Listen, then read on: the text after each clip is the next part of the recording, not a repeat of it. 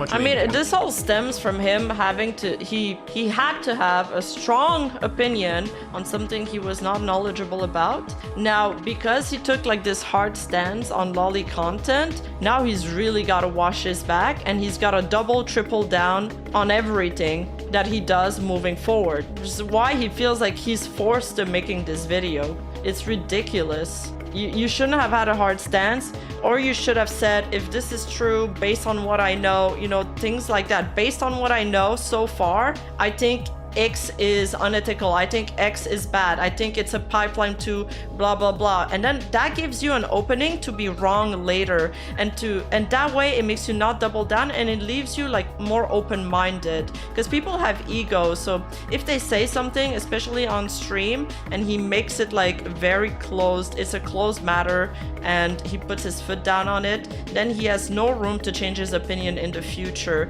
He's got to hold himself accountable. I hate that he's trying, like, oh, here, buddy, I approved your post. I hate that he's trying so hard to be like one of the people. I don't know why it makes me cringe so much. Why does it make me cringe so much, chat? Is it because it's like I think it's because it's performative. Even though he probably believes it. He's like, yes, criticize me, please, criticize me. I don't want you guys to agree with me ever, ever. No, that would be horrible. Like, bro, shut up. Shut up. Stop. You know, me watching somebody throw their friend under the bus like this, it makes me lose respect for them.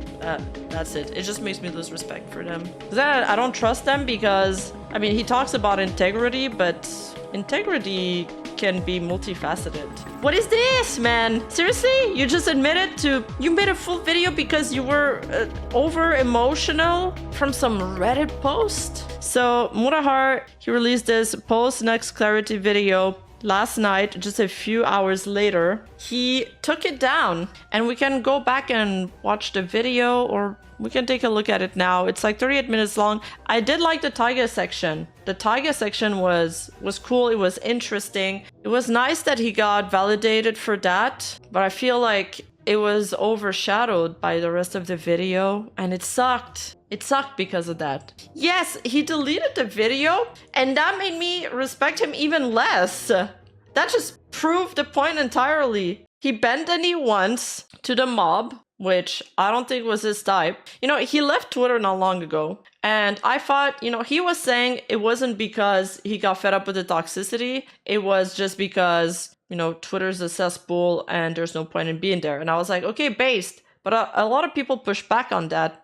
Now I'm starting to believe them. Like, maybe he's not that based, actually. He bent the knee to the mob once, then he bent the knee again. Anyway, let's just watch it.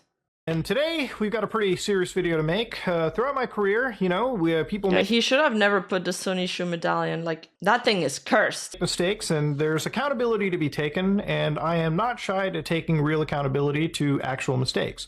Now, the thing about this is, obviously, I can upload these kind of videos onto secondary platforms, but I really think, for full effect, I should always upload to the main platform and really talk to you guys in a... That's so ironic, considering we're watching this here. full level-headed way. Now, I have a Reddit board known as Some Ordinary Gamers, and you can post whatever memes and things you want all day, every day. But one of the clips that I saw, one of the things shared was resurfaced video of Some Ordinary Gamers. Sorry, this is too fast. Gamers and Nux Taku watching Loli together on a Discord call. So when I see this kind of stuff, it blows me, and obviously it flashbangs anybody, and I want to definitely have a talk about it and really explain to you exactly what this is, what it's about, give you my side of the perspective, and again, take accountability. I told you guys, I told you. Don't go on Reddit. Don't ego search yourself. And I understand, like, what are the two subreddits that have been on his ass? I can't remember their names, but they have been posting about him and his, you know, affiliation to Nux for a lot of weeks now, a lot of months. They're not really leaving it alone, so I understand this, but I don't understand the video. I don't understand the video. Where accountability needs to be fucking taken. Now, I've had a pretty hardcore stance against things like lolly, and obviously I don't want to be contributing to watching that kind of content or normalizing it in any fashion. So in this situation, obviously I looked at some of these clips and I want to explain what's happening and completely condemn it too, because as somebody that is 1000% against this kind of stuff, I don't want to be, again, normalizing it in any capacity. He's 1000% against this stuff. Okay. You got your priorities right, bro. Capacity. Now, for people who don't know, Oompaville and Nux Taku were former members of the Some Ordinary podcast, which obviously ended 3 to 4 months ago. Now, I get to talk about that a little bit after I discuss all of this, because there's some lore about it that I can... This is why I don't like when people say a bunch of stuff about, like, I'm like this, I'm like that, I'm transparent, and then you're forced to do these performative stunts like that. You guys know me, I am all for accountability. And finally really discuss. And it should shed to light exactly what really happened with the podcast, because it's pretty independent of this. But to go back to it, Nux Taku is a former collaborator, a former friend of mine. What's a windmill boy? Taking Reddit seriously, L. On which Reddit thread? I mean, I don't use Reddit, except it's for tech advice. That it's so good for tech advice and to discuss some mangas sometimes. Oh, on his own Reddit? And I mean really a former friend of mine, because some of the stuff that I've seen over here is disgusting enough that I really can't continue a friendship, and I really can't, like, again, excuse some of my behavior watching some of this content as well. So this video that was uploaded with, again, Nux Taku as Jeffrey Epstein, and me as, I assume, Ghislaine Maxwell over here, Mutahar Nunt, right? So obviously in this clip, or in this video, there is a pretty big clip of me, Nux Taku, and Quite, and Caleb basically watching and reviewing hentai together. Now, while all three of us were present in this video, this is a section from me, right? Now, obviously, these videos... Bro, we are canceling people over viewing hentai. If they'd watch a girl get gangbanged together on a porn site, it would create less controversy than this. Now that he's shaking in his boots because he watched some hentai with his bros. Videos, according to how this video was played, was uploaded on YouTube. Now, for full context, when it comes to recording stuff, this was 3 years ago, so I don't remember everything done onto it. I don't think anybody can remember something they did 3 years ago, especially when you make videos nearly every day. But in this collaboration, Nux doesn't really give any preparation material. We kind of just jump in and record stuff and then send it over to his editors or himself over Discord. But in this situation, he showed us a channel known as Henty Boy, right? Which, again, this is a video known as Hentai Thick Girl, very unknown, very small viewership. But as you can see right over here, right, this was all uploaded to YouTube. And even when you look at the upload date for this, August 2020, around Nux's actual video, which would have been uploaded like January of, or the end of January of like 2021, the channel pretty much... I mean, this all stems from him having to, he had to have a strong opinion on something he was not knowledgeable about. Now, because he took like this hard stance on lolly content, now he's really got to wash his back, and he's got to double, triple down on everything that he does moving forward. Which is why he feels like he's forced to making this video. It's ridiculous. You shouldn't have had a hard stance, or you should have said, if this is true, based on what I know, you know, things like that. Based on what I know so far, I think X is unethical. I think X is bad. I think it's a pipeline to blah, blah, blah. And then that gives you an opening to be wrong later. And that way it makes you not double down, and it leaves you like more open-minded, because people have egos. So if they say something, especially on stream, and he makes it like very closed, it's a closed matter, and he puts his foot down on it, then he has no room to change his opinion in the future. He's got to hold himself accountable. Oi, you! Yeah, you! Hi! If you're not subscribed to my second channel, I don't know what you're doing with your life. So take a moment, press the like button, press the subscribe button, and hit that notification bell on. And thank you so much. I appreciate you. Now let's get back into the video. Over here, but it was pretty much an unknown channel that slipped under YouTube's moderation. I don't even think that channel exists anymore, because with the amount of attention raised through Nux's initial video, it probably is completely removed and has actually been banned off of the platform. Yeah, exactly. And, again, when I was working with Nux, a lot of the things we did talk about was being anti-loli in that situation, and Nux very much made it clear to me that he was anti this stuff as well too. And he still maintains... Wait, watching hentai with the boys based? Yeah, right? It's kind of gay. Twitter is a cesspool, whether it's either Tumblr disparities, Elon's blatantly biased AstroTurf algorithm, or little bots hit it with a Castle Bravo. Yeah, all the social medias have their own drawbacks, honestly. I just use them. I just use Twitter because I'm an I almost used the influencer word. That's gross. I mean, I'm a content creator, so I feel like I have to. But if I wasn't, I'd probably stay off that platform. I was really happy when I was off Twitter. It to this day.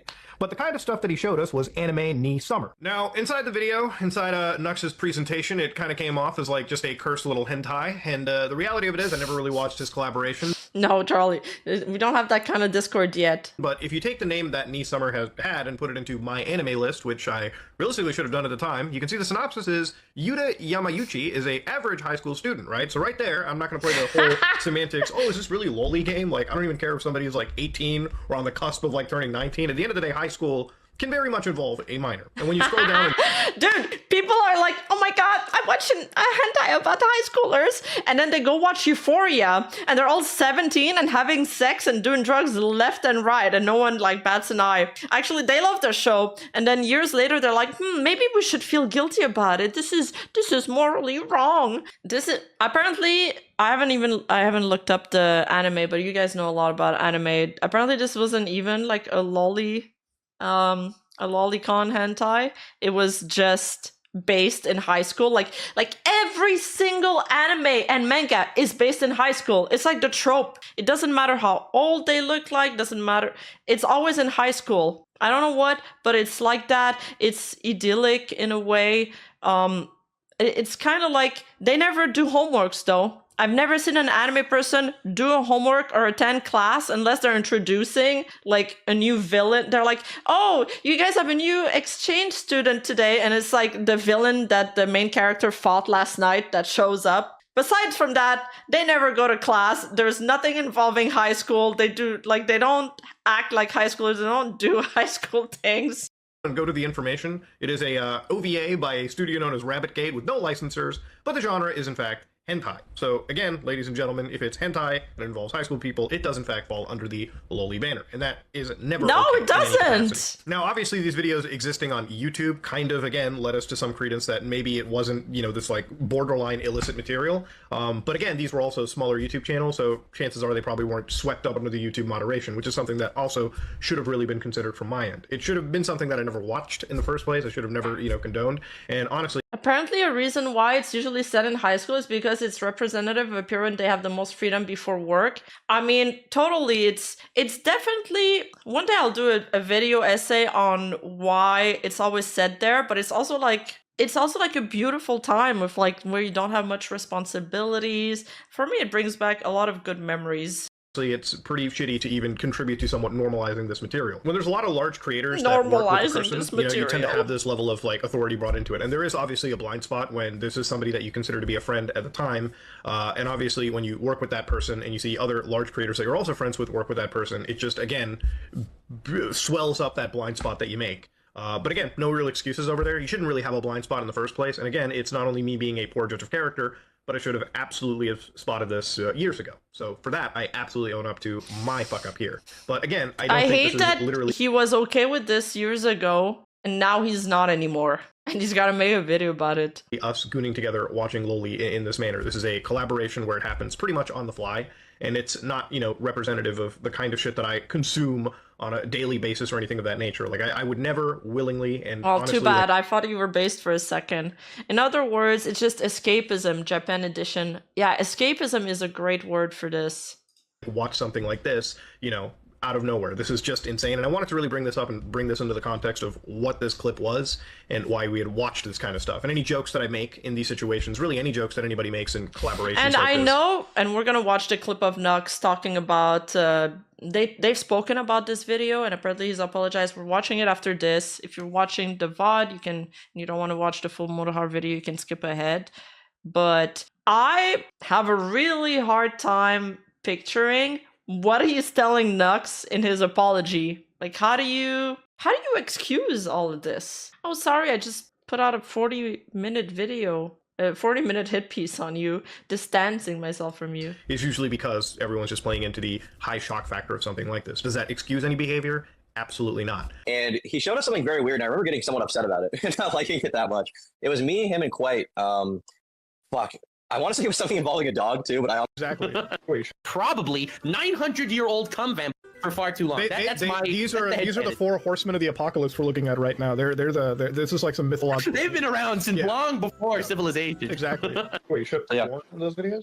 This is the 5 rules of the Onami household. If you guys ever have like 3 hours to kill, if you're playing a Civilization 6 game or something, I'd recommend watching the ContraPoint video called Twilight, where she talks about, I don't even know how to describe this video. It's like the relationship women have with fictional genre of pornography. And it's like really fucking good. Considering every high school drama in America has 20 or 30 years old playing teenagers, we can't really judge anyone. Yeah, they always have like older actors to play those teenagers. Okay. These are the little sisters, by the way. Okay, this is a hentai? First rule, hug your little sister every day. Okay, it's fine. Okay, it's just hug her for at least 10 seconds. There's nothing wrong with the hug. Yeah, it's fine. No, the third rule isn't any weirder, so you don't have to worry. Oh.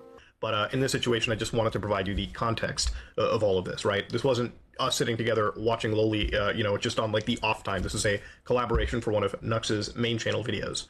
And at the time, really nobody thought about it.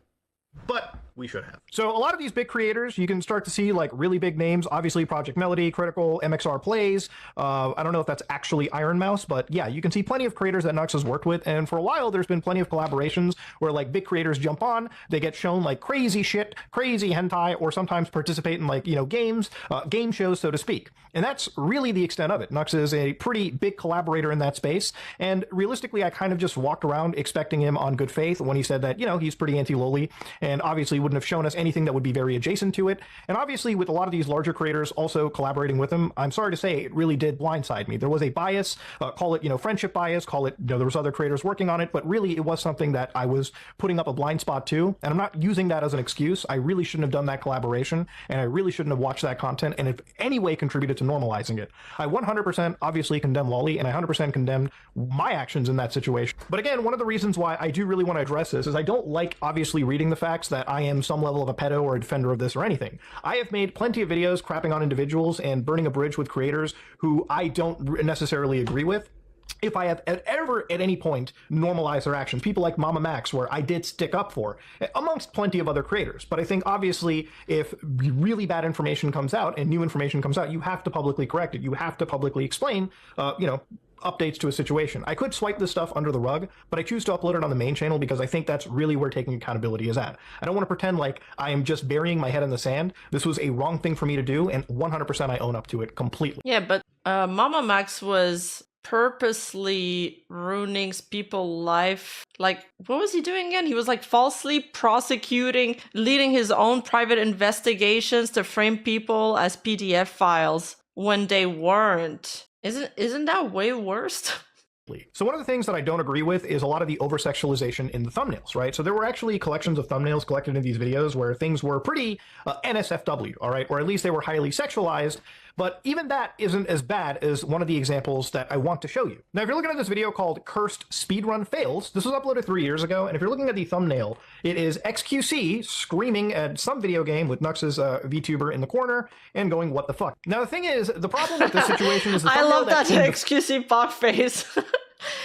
Do you call that a pog face or a soy face? It's so good. I can't really do it with this model. 4 is absolutely filthy. So this one video where, again, the thumbnail is different, XQC is still very much in the corner. You can see a speedrunning timer. You can see Nux's character, his avatar, right here on the right side. But the middle that I'm blurring especially involves a dog bending over and inserting themselves into what appears to be a female character.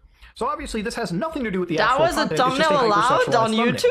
Now, even with a thumbnail like that, it had nothing to do with anything hypersexualized, so I don't know why we had to insert zoophilia into like a speedrunning thumbnail. To me, it makes no sense, but obviously, looking through a larger collection of these thumbnails that were uploaded on numerous other channels covering this topic. How is that allowed on YouTube? I guess that's the Zoomer kind of clickbait, the Uber Zoomer. Are these thumbnails still up, or did he remove them? Yeah, it really is a pattern that back in the day, and Nux even touched upon this, that, years ago, that this was something they did, whether it be for some form of clickbait or, capture or something that was normalized in the anime community. Any form of zoophilia, any form of, hentai like this, or hypersexualization, or, if you even insert, like, Loli into this thumbnail, for instance, that's not okay. And obviously, these are things that, if you slightly change in the background, it's going to rub people the wrong way. You should really just be upfront and honest. And honestly, you should never even have done this in the first place. But yeah, this is one of those things that kind of, like, obviously was brought up, and it's one thing. He said any kind of hentai in the thumbnail is wrong. I mean, if you have, like, an audience of children, sure. It should probably not go on YouTube, but it's like, I won't I won't be completely shocked. Like I won't clutch pearls if I see some hentai.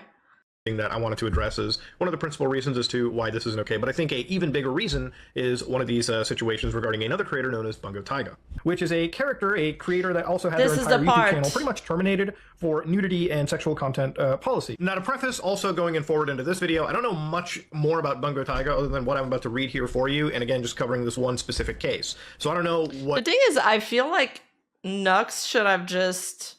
I don't know how he actually feels about, you know, lolly or even hentai nowadays, but I feel like if you just, you know, like it, you shouldn't.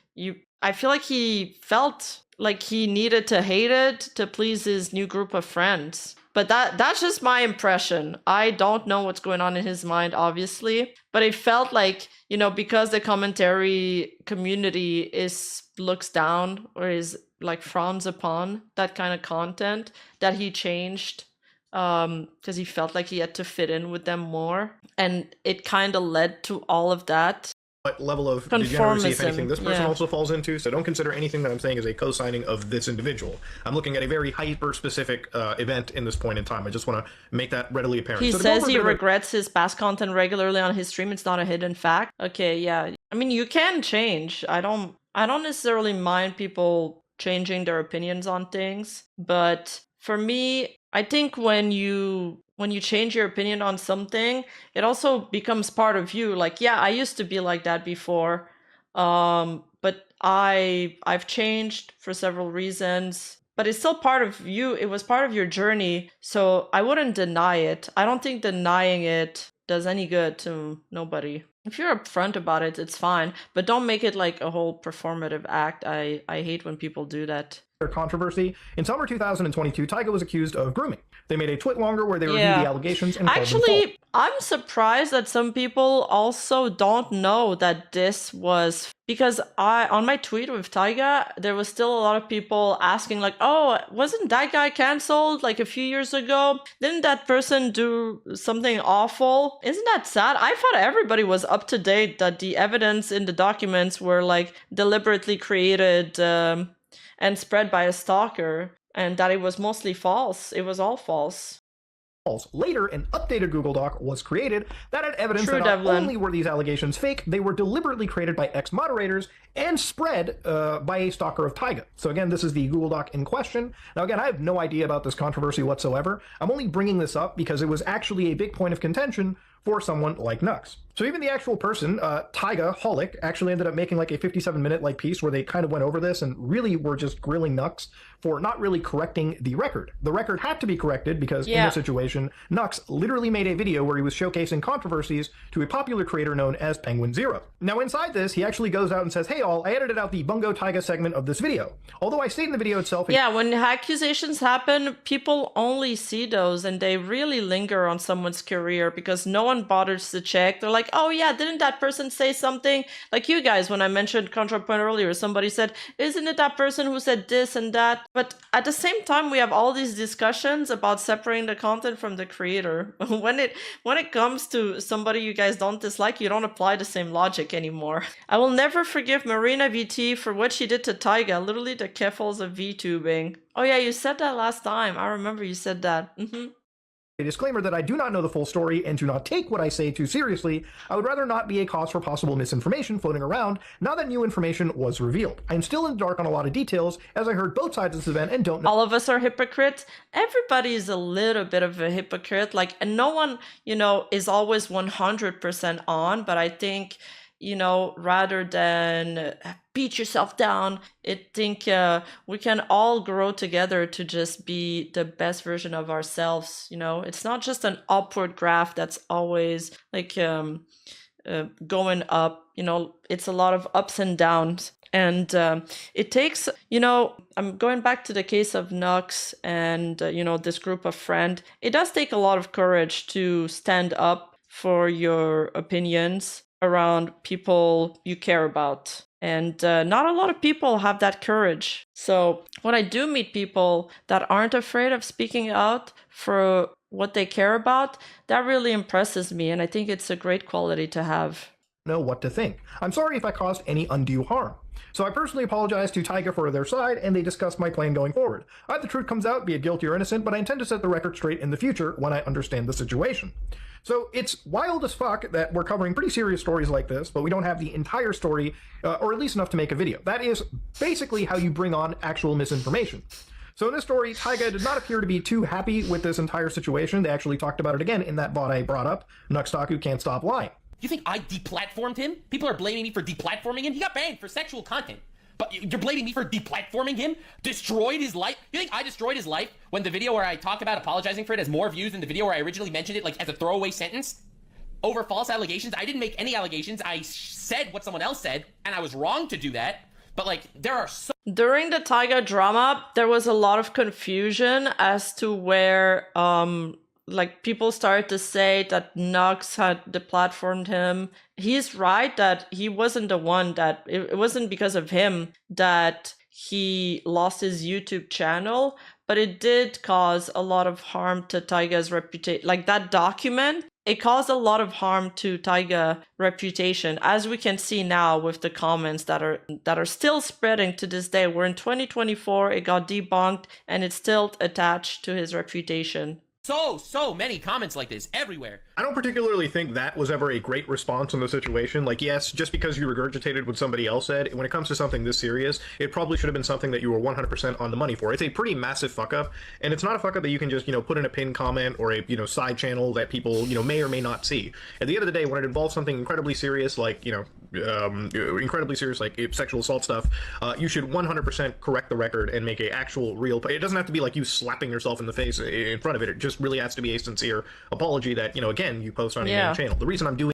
Yeah, I agree with this. I mean, you don't have to do like the oars, like, the bowing thing.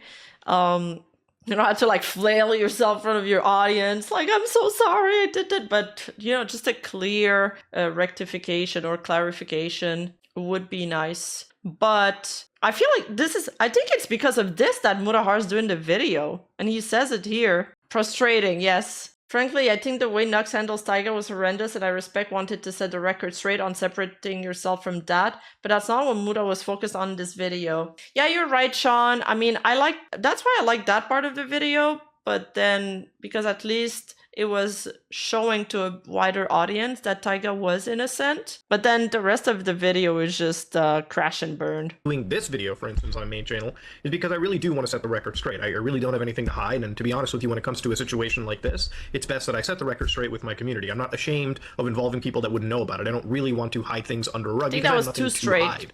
At the end of the day, that, to me, is more shady. I've called people out for really bad behavior, and I think this is probably some of the worst that I've seen, especially when it comes to reporting on something that you probably never should have in the first place, especially when it would have cost somebody, a lot of issues down the road, right? Even the comment section over here isn't entirely happy about the situation, because obviously they say if you know how the internet works, then you'll know why that little clip can end a career of somebody. You said it, people are calling other people stuff, but it never gets to somewhere because they don't have to reach to. But if some idiot with almost 800k subs, it doesn't matter if 1 million people see it. At least 1/8 of them are going to clip it and repost it, which is really true. If you make a serious fuck up like that, I think not only is removing the video a big problem, but you really got to go onto your main channel and address these situations. If you make a fuck up, especially one where you inadvertently end up slandering somebody, you got to cover for that. And the reason I also bring this situation up is I don't condone any situation where people are this mishandling. Man, I'm glad the truth, didn't right? make It's a never video good in like my that. opinion, and I cannot ever work with somebody or, again, be friendly with somebody who has made a mistake like this, because ultimately it's fine to make mistakes, but to really just let it fester for this long without actually making right on it, because, again, if you ignore something on the internet long enough, there's a good chance that it'll go away, right? If I ignored this whole situation with my fuck up, it would probably have gone away, but that would be very hypocritical of me to do, and that's not something I want to contribute to, at least on my time on the internet. I also feel that for this one person having some exoneration on a channel, where at least if they weren't guilty of really heinous crimes, at least they get their word out, which at least happened over here. So now I want to move on to something related to our podcast. Now, at the time when we were looking at this whole situation, one of the things that conveniently also occurred along the time of the Some Ordinary podcast ending was the Shadman leaks coming out to the entire world. A lot of creators back in 2016 would contact and discuss things with Shadman, right? Now, Shadman is a pretty infamous creator that I have... But that's another thing. It's like everybody was fine with Shadman back in, what did he say, 2016? And now suddenly no one's okay with it anymore. But you guys were all fine with it back then. very much condemned. This is somebody that has drawn actual lolicon material of real individuals, real children, one of those children being Keemstar's kid, and has basically been an open degenerate.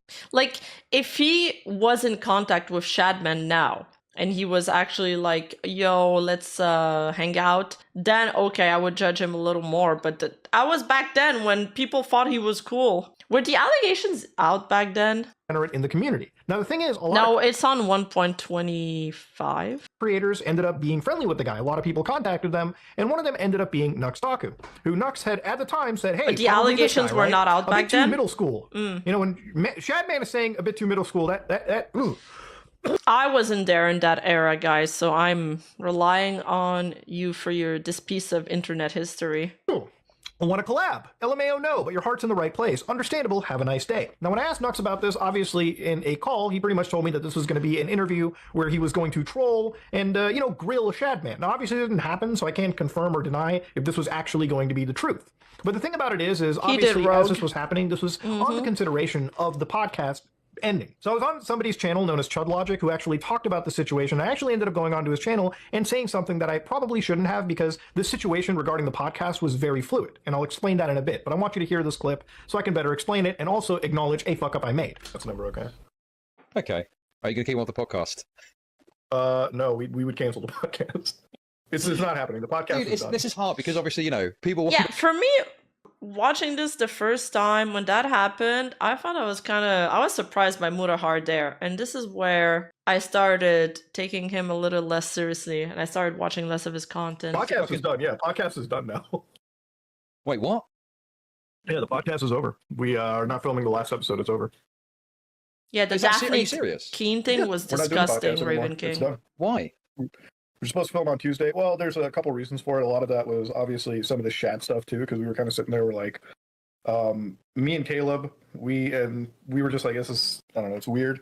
The other thing was we just want to redo things maybe like 2 months down the road or something.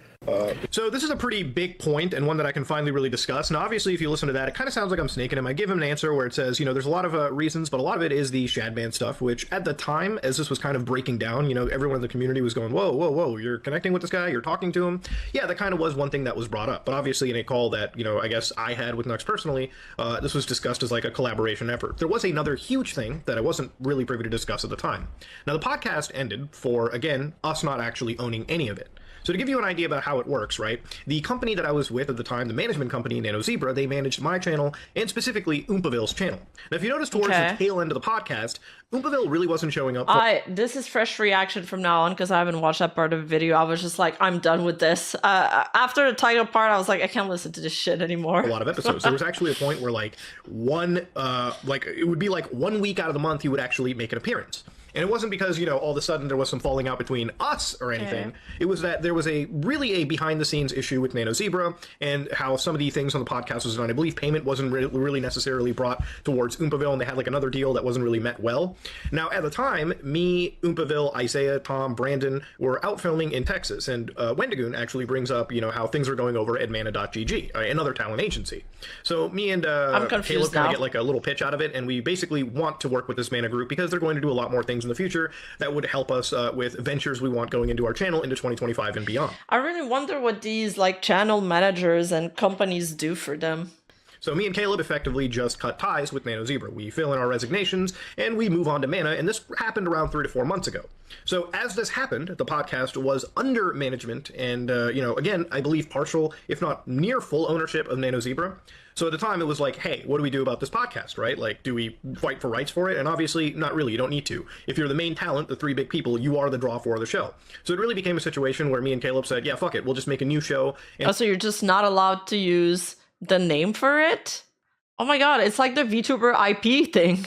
we'll move it to a new location, hopefully something IRL, obviously, where, you know, it kind of has more of a professional feel and one that we can obviously manage better. The podcast wasn't the perfect managed podcast ever. There was moments where guests would show up literally like last minute, and a lot of those guests actually did come because of Nux's massive collaborative efforts. Some of the guests That's crazy. That's how it works. But I'm wondering why they did that through a company. Do they really need a company to manage their channel? Especially Mutahar. His videos are like super low efforts. Well, lately. He does put... Okay, sorry. I'm going to rephrase this. He puts a lot of efforts in his research. Sometimes. not every single thing. Sometimes he just like turns on the camera and states his opinion, but there's like zero editing. So what do the channel managers do? Brought some of the guests Caleb brought, but it was not something where we even had a docket for a lot of the shows, right? It was really just we showed up, we yapped. The yapping wasn't exactly structured, and there were some episodes you could probably look at and realize they were pretty fucking phoned in. So at the end of the day, the podcast ended pretty inconveniently timed with this whole Shadman stuff. Now, obviously, you know, we did, or at least I looked into the Nux stuff myself too, the Shadman stuff, because there wasn't really any collaboration, never really went anywhere. It didn't become the, you know, sole focus reason. But yeah, the actual reasons for why this podcast ended were a lot of boring business stuff. We just didn't own it. So it was a lot better for us to make a new podcast, make an entirely new name out of it, and me and Caleb can move that going forward. And obviously somebody else can come on that is not Nux, but you understand now the real situation. Now, at the time, I couldn't really bring this up because when you're leaving a contract and you're leaving a company and you're going to a new company, you really don't want to disparage somebody, not because it's not the legal thing to do, but also it's just not something you want to do, right? It's just not really professional at all. You don't want to disparage another company. You don't want to like go out and, you know, make things look worse than they really are. It really was a pretty amicable breakup. We left, we moved to a new company, and underneath that new company, or really under our company, we're going to bring back this podcast with obviously, you know, different branding and whatnot. So that's really the fucking boring answer that it took me months to really tell you. But it took me months because now I've completely severed ties with Nano Zebra, and I've been with Mana GG for, I want to say 3 months at this point, like officially signed Wait, so, okay, wait.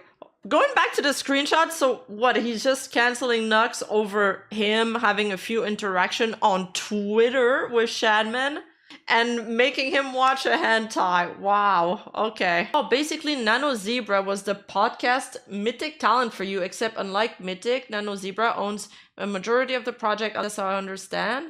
Wait, really? I didn't know it. Some channels work like that. I guess you need an MCN if it's a podcast because who gets the AdSense money? Multi-channel managing thing is a relic of old YouTube. A lot of drama came from it due to shady contracts and money. Yes, I've heard.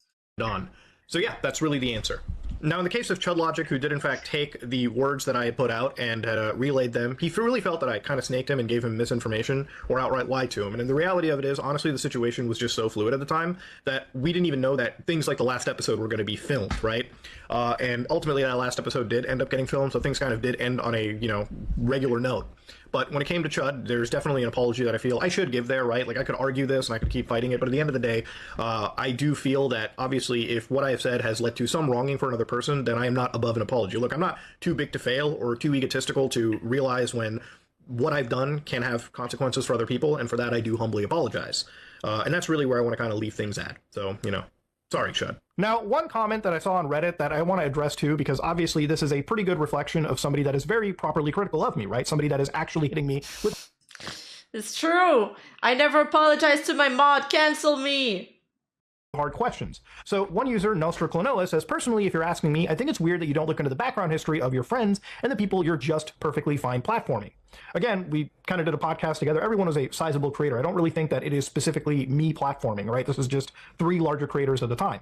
You allowed Mama Max to run rampant for years. Again, I wasn't the only large creator that worked with Mama Max or collaborated or, you know, at some point patted him on the back.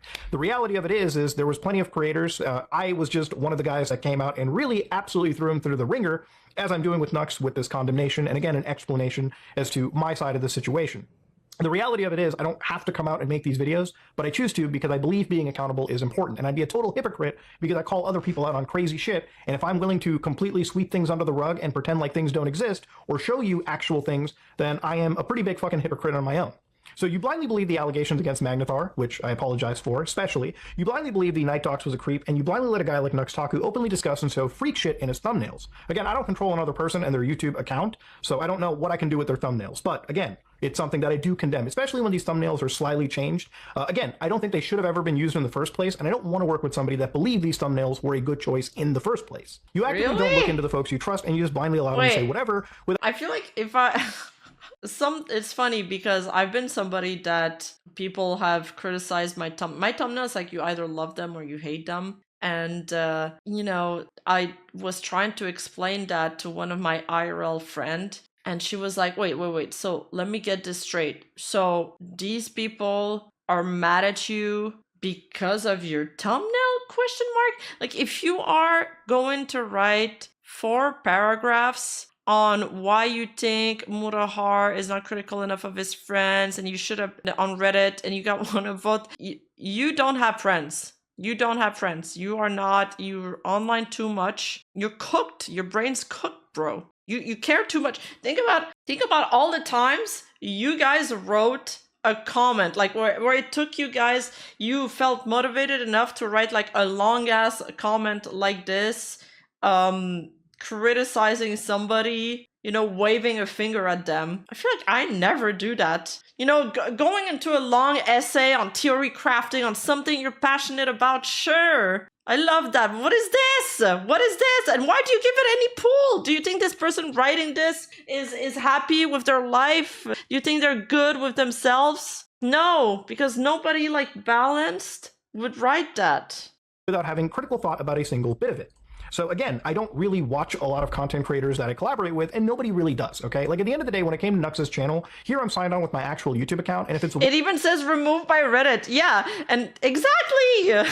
He left Twitter to be... Why is he reading this? Why is he reading this in the first place? Even I don't read Reddit posts about myself, and I'm 10 times smaller. Because then you think...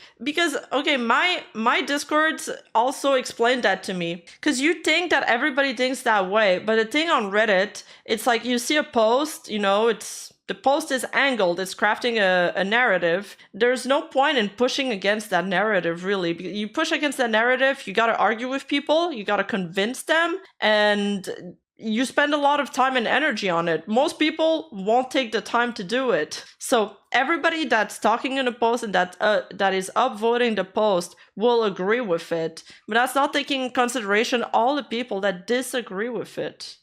And nobody really does, okay? Like at the end of the day, when it came to Nux's channel, here I'm signed on with my actual YouTube account, and if it's one thing that you'll see, usually under videos there will be like a red bar. I don't have a red bar under basically any of these videos. Seriously? The only video I have an actual red bar in this is probably, I showed YouTubers the most cultured clips, which I actually browsed through just for the sake of, again, this video.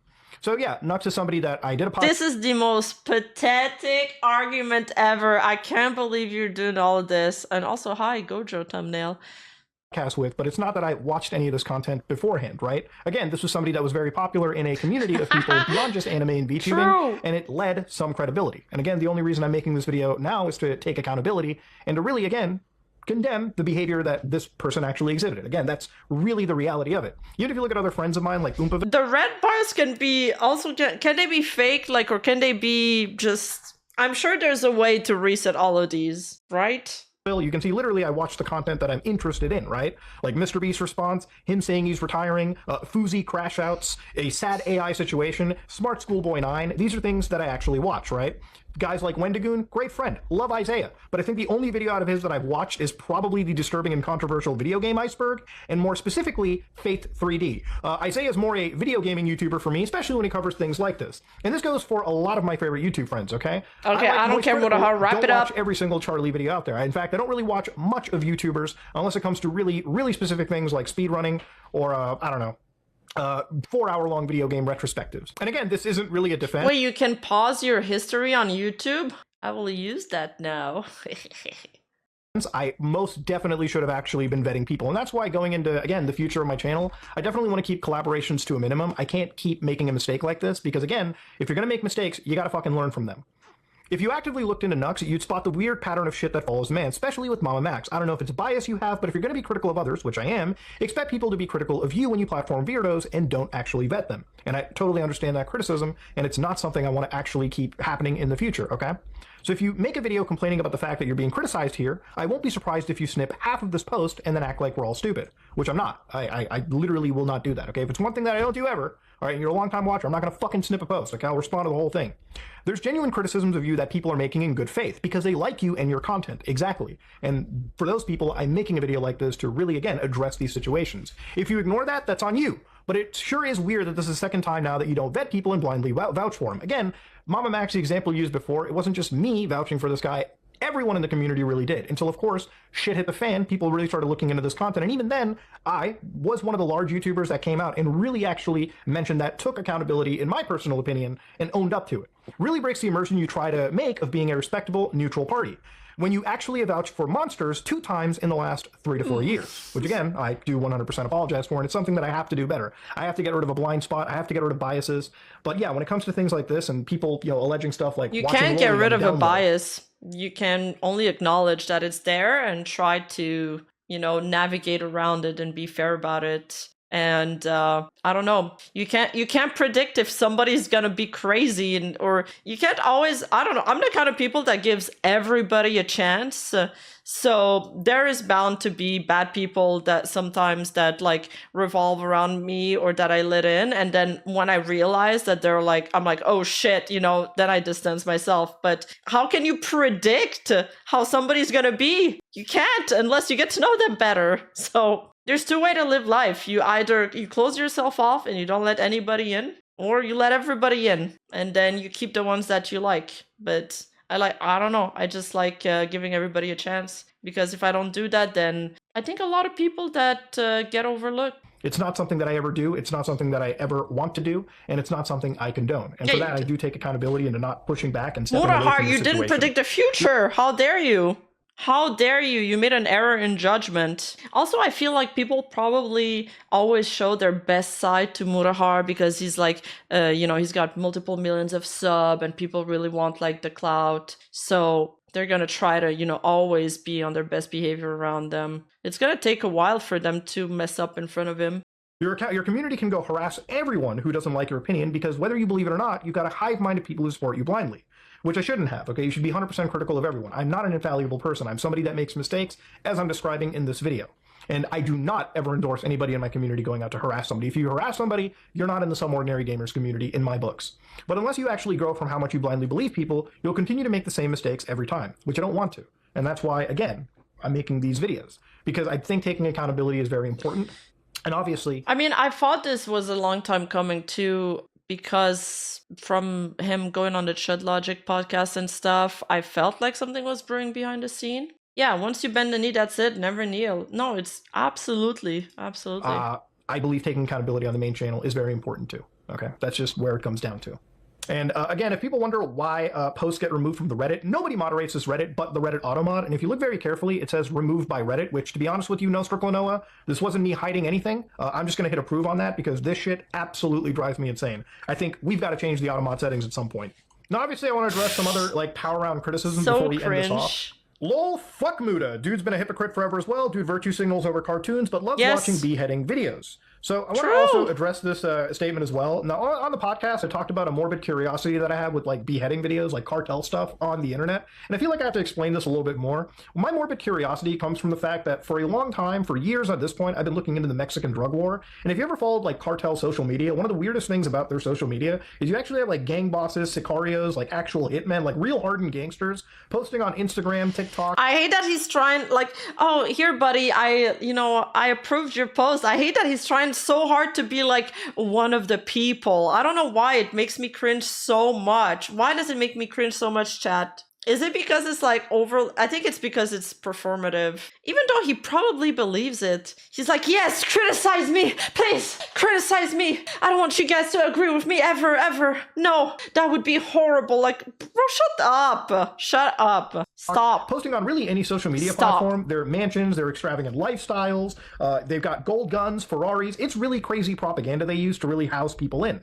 But if you look at Reddit boards like r/narco footage, a lot of these boards where they, catalog the Mexican drug war, you'll find plenty of uses of social media where the cartel uploads straight up beheadings, violence, takedowns as forms of intimidation. So realistically, I don't enjoy or love watching this kind of stuff. If you ever watch my dark web videos, my dry heaving is insane, okay? Even if the gore's not on the screen, I will throw up even thinking about these situations. So I don't watch these things for fun. But to give you a context about it, when I do come across this stuff in that specific context, it's more of me watching these things as part of my ongoing private investigation and research in morbid curiosity of a drug war happening where cowboys are raking in billions of dollars 2 hours south of the border from Los Angeles? Literally right across the border of the United States from one of the richest countries in the world. You can have a nation where, again, billion-dollar gangs can effectively run entire portions of Mexico. It's an insane, wild scenario. So, am I getting this right? His excuse is that he's doing research for it? Well, I'm also doing research when I'm watching hentai. Wink, wink. People talk about crazy evil shit happening on the other side of the world. This is happening literally to the south of the border, and it's insane it's gone on this long. Now, obviously, I'm ending this video off on, you know, again, Nux Taku is somebody that I have considered a friend at one Yes, point. But research, honestly, with a lot of these new yes. things that have sort of come and resurfaced, and people have brought these things up to my attention, it's not something I feel comfortable really even, like, looking at, okay? I don't like lowly stuff, and honestly, in a lot of these clips where, again, Nux, Where's with the loyalty? me involved in these sort of competitions or these sort of, like, collaborations, You know, me watching somebody throw their friend under the bus like this, it makes me lose respect for them. That's it. It just makes me lose respect for them. Because I don't trust them because, I mean, he talks about integrity, but integrity can be multifaceted. is not something I'm okay with. It's not something I like being attributed to, and it's something that I 100% condemn. So as far as there being a bridge between me and Nux Taku, it doesn't exist, and it won't ever exist. And honestly, looking at some of these clips again, and some of these thumbnails that have been changed around, and again, some of these other situations involving other VTubers that feel very wronged in these situations regarding Nux Taku, I don't feel comfortable ever associating with this person. And regardless of whatever past or friendship that I've had, whatever that led to a blind spot, I do 100% take accountability for my fuck-ups being part of some of these collaborations, competitions, these game shows, okay? You know, there's plenty of larger creators that have collaborated with Nux, and I'm not going to make a giant spiel and say everyone should be guilty by association. All I'm here for is saying that I am definitely in the wrong for even contributing or watching any of this kind of illegal content. Had I Oh my god, this is the worst part so far. This is the worst part. Who cares? His only real, like, crime, I think, was the Taiga. The Taiga thing was the worst stuff. The rest, I don't give a shit. It's like, oh my god, I think Azahara made a post on this where the people freak out because, you know, when that Tora guy got cancelled? And people were like, I made a video with him 4 years ago and I want him to take it off his channel. Who cares if it happened 4 years ago when they weren't cancelled? That was another time. I'd known it at the time, I would have stepped away immediately. But I really, honest to God, didn't. And whether people think that I'm playing dumb or I'm not being 100% truthful, you're never going to win over people that never want to side with you. But I just want to get my piece out there. I also want to end this video off by saying that to any of the creators that have made videos Wait, on... why are you guys saying illegal? Did he say it was illegal? Oh, if he's in Canada, Lolicon is illegal in Canada. There's only 2 cases that have ever been prosecuted. And I don't know what they base themselves on to decide what is considered like lolicon content, but I assume it's gotta be pretty obviously lolicon and like probably very graphic for you to get prosecuted, because there hasn't been much cases. It's not particularly wild nor novel. Take it from someone who has read Strategic Notes on Third Generation Gangs by Bunker. He is deflecting. You know, he's 100% deflecting, yeah. Yeah, it's stupid that they have that in Canada, honestly. I think it is on the borders that it happened. I can't remember. I think I looked into it like briefly. And covered this whole situation, regardless of whatever thumbnails have been brought up or titles or any of these situations. I want to apologize to people like Chud Logic in this situation, because I really do feel like I did wrong you, obviously, with my misspeaking, my misstatements. I shouldn't have even said anything in the first. Someone who throws a supposed friend under the bus has no loyalty and should never be trusted. Mura is that person and is too egotistical to see it. Exactly. Dude, you right on the dot. No, absolutely. And if I've hurt you or your career in this entire process, then I humbly apologize with it, okay? I know that, you know, things probably wouldn't, you know, smooth over, but I think an apology is due, and I think you got to be man enough to apologize, you know, when you have to. Now, when it comes to creators that have made videos on me being critical of me on this subject, I don't want to obviously come across as somebody that was sweeping it, you know, under the rug or pretending to ignore it the entire time. Look, if you make a video on me being critical about me, I am totally okay with that. I have obviously been critical of other people in the past. This is not something that is completely out of my wheelhouse. For the creators that have made videos on me calling me out for it, it is something that, again, I thank you for. Accountability is very important. Policing this community is very important. And when people make fuck-ups, you gotta at least be able to address those fuck-ups and own them. And I do definitely own my mistakes on, again, watching any of this lolicon with Nux Taku. I didn't know it at the time, but honestly, reviewing it and this footage and these clips, yeah, it shouldn't have been something that I was ever a part of in the first place. And I do 100% take full accountability for that, okay? Massive, massive fucking L on my part. But it's not something that I absolutely want to bring up as something that is malicious on my end, okay? There were no crazy gooning sessions in the background. At the end of the day, my relationship with Nux Taku is pretty much over, and it's not something I ever want to rekindle, especially after reviewing all the other things that have come out of this. At the end of the day, I make fuck-ups. Human beings, we all make fuck-ups. I think choosing how you acknowledge those fuck-ups that goes a long way. And how I choose to acknowledge this fuck up is basically Yeah, but the way you choose to acknowledge this fuck up was not it. It was not it, dude. again, Nah. by completely being 100% transparent, honest with you, shedding light on It things like the wasn't even podcast shutting down. lolly! And ultimately, I want to move It past wasn't even lolly. It was just hentai. It was just hentai. Stop spreading misinformation. Bro, they're villainizing otakus now. This is the most... I've been thinking a lot lately, guys, and... We got too many first world problem. We need some hardship back into our lives or something. I don't know. This is too much first world problem for me. Muta went from exposing a charity fraudster to throwing his friend under the bus. Not even the great M. Night himself could come up with this twist. Exactly. Okay, let's try this again. What is this crap? Muta out here acting like he's tech Jesus. I'm done with him. Nux is crazy like my favorite uncle. He has this chaotic energy. No gooning sesh, but... yeah, that was my reaction. this, leave this behind, and really just sort of end this on a note where at least I get my side of the story out. For the last couple months, this has been something where I feel like I've been taking a whole fuck ton of the pot shots, when really it's Nux that should absolutely be taking a lot of this, shit full face on. Something that I haven't seen on his secondary channel, main channel, social media platforms is actually taking accountability for some of these pretty serious grievances. Like at the end of the day... What do you mean this is incorrect? Niece Summer's not the only one he watched? So he just showed one of the hentais he watched? I don't think this is a simple cancellation. Loli content is not something that I ever endorse, and it's something that I've been 100% against. And unfortunately, having somebody who... He doesn't even make the distinction between lolly and lolicon. So just lolly content he doesn't endorse, so none of the gacha games, Genshin Impact. There's a lolly in Genshin Impact, there's a Shota. He's not okay with that. What does he consider lolly? Is Iron Mouse a lolly for him? Or is Gura a lolly for, does he hide his eyes when he sees Gargura, like a Gargura video? He didn't seem to speak badly of Iron Mouse. Is she a lolly? This is what I don't understand with these commentary not VTubers, these commentary YouTubers, their arguments would fall apart after one discussion, one actual discussion. I just asked them what they actually consider a lolly, first of all. And they wouldn't know what to answer. 100 internet bucks. Muta has a raunchy lolly folder. Like Vosh, a short stack. May have potentially shown me this stuff based on the clips that I've seen, which seems to be a pretty high likelihood. It's not something that I should have ever done. Should have been completely 100% against it. Take accountability for it. But ultimately, yeah, I don't ever want to work with Nux going in forward. I think that bridge has long since been burnt. And like I burned a bridge with Mama Max, with his situation, this is not a bridge I want to keep continuing. So I definitely want to take accountability for my stuff. But yeah, this is me, Mutahar, and I'm out. Okay. Well, that's done. I screenshotted some of the comments because, okay, think about this, chat. Mutahar's audience are normies. They're not otakus. They don't watch anime. A lot of them in the comment section were saying, listen, I really don't watch a lot of animes. I don't know what this shit is about, but they were like, who cares? Even his audience, the one he's making the video for. Literally his target audience, people that aren't into this shit. They were like, that's it? That's the big controversy? That was just a bunch of people shitposting about anime characters. This one, the title did not need to go this hard. Okay, that one's good. Ending a friendship because y'all talk shit on a podcast is crazy. The longer I listen to this, the dumber it is. If the expectation is that everyone needs to be perfect and squeaky clean all the time, very few people will pass that test. Thank you.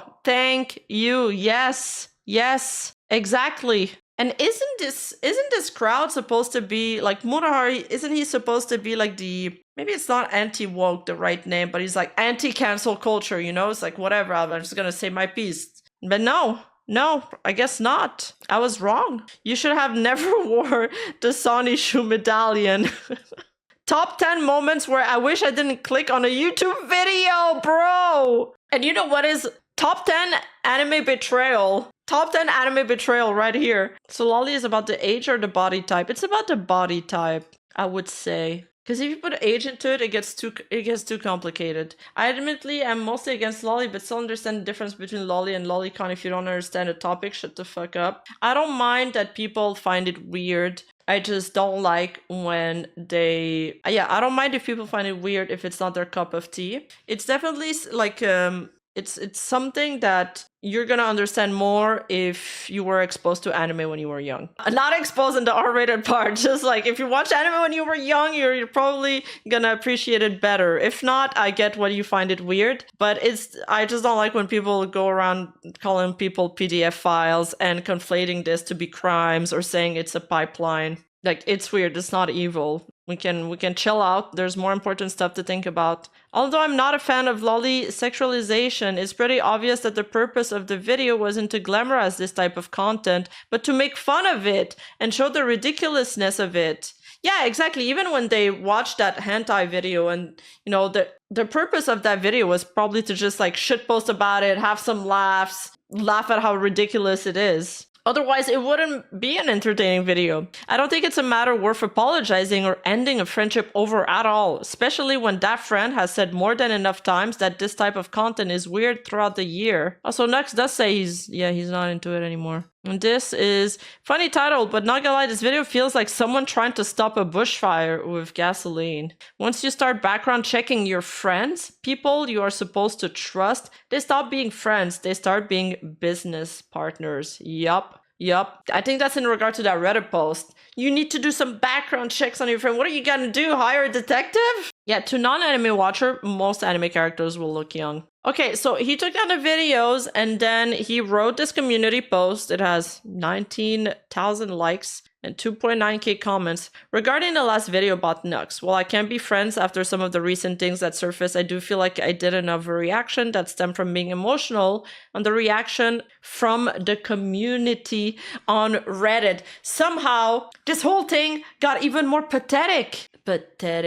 No, but it's true. What is this, man? Seriously? You just admitted you made a full video because you were over emotional from some Reddit post? Wow. I think that there's multiple times where you had time to question yourself throughout the video process, while recording it, while editing it, while uploading it, waiting for the bar to load. The post nut clarity is happening now to Mutahar. It wasn't when he recorded the video, it's actually now. I've been watching my content for the past few weeks. I have realized my channel has slipped into a slop channel. I've made more drama related content over the last several months than I have fun, engaging and informative content. That includes producing videos that don't release daily. I need to take more time and release content a couple times a week that stands in quality and not quantity. I also don't like the people at Virtue Signal and their content not being slop, okay? If your content slop, just own up to it. People will still watch it. If it gets views, it's for a reason. If you have fun doing something, even if it's drama, just do it. It doesn't matter what the moral superiority. I don't do everything in my life because it's the right thing to do. No, if I wanted to do the right thing, I'd be a nun or something. Like I'd go live like the Dalai Lama. I don't know. You make videos on video games, bro. I don't do this for a job, so honestly, going out of my way to constantly chase trends has done nothing beneficial for me other than alienate my most hardcore fan base. He does have he runs a company, and he says he has a day job, and all of this is just as a hobby. So I am surprised that he's doing the videos that are like chasing trends and stuff. I thought he just did it because he enjoyed it. Obviously, if you don't enjoy it, then it's fine to switch your content back, but I hate when people do this, when they're like, I don't like my content the way it is now. I'm gonna change. Just don't say anything and change it. Stop saying you're gonna do stuff. Just do them. I need to take a few days off and reset and produce better content that isn't the latest trend or internet drama. While that produces a good view count, it's not the kind of content I want to be known for. I'll be back with content that I'm proud of in regards to past collaborations. All I can do is apologize and promise to do better. And the sad thing is, Nux Taku, like the day after this happened, like the morning of, he uploaded a video on this channel defending Mutahar, saying the Hassan and Mutahar situation is despicable. And it's because Hassan called out Mutahar for being like a lolicon watcher, I believe. I haven't watched the full video, but I think that's what it's about. And he pinned this comment saying, this was livestream pre-post Nux clarity, but I stand by defending Mutahar from Hassan false pedo insinuations. And I thought this was a class act from Nux. Like, I think it was the right call. And I think he behaved with grace here. But hey, oh hey Nux, I almost didn't recognize you with the knife in your back. His video. And then today, there's been some clips circulating saying apparently Mutahar called us and apologized for making the video. I'm curious as to what they discussed that would make it okay. Muta deleted his video, posted a community post, and then called me and apologized. Okay, wait, that's it. That's such a short clip. I have the full stream here on Rumble. On what is this, Rumble or Kick? Oh, this is Kick. To be honest, I watched Rev's coverage because I was curious to see what he would say, and he was talking about like my past drama with Rev, with him, and some of the stuff that I said in my old stream that I foolishly uploaded on Nuxanor. And yeah, I was definitely out of pocket when I talked about Rev like 2-3 years ago, whenever the fuck that was. Okay. I'm sorry I did him dirty. Okay. You can't stand Rev? Wait, that's nice actually. Okay. I mean, I obviously disagree with a lot of Rev's takes. I'm not gonna say I like him as a person or whatever, but I do feel like I overreacted when he made his first video on me. I wish that whole drama didn't happen as well. Okay. We're doing steps now. We're moving forward. Wow. This is actually good. I wonder if Rev and Strop saw this. I gotta send it to them. They probably did.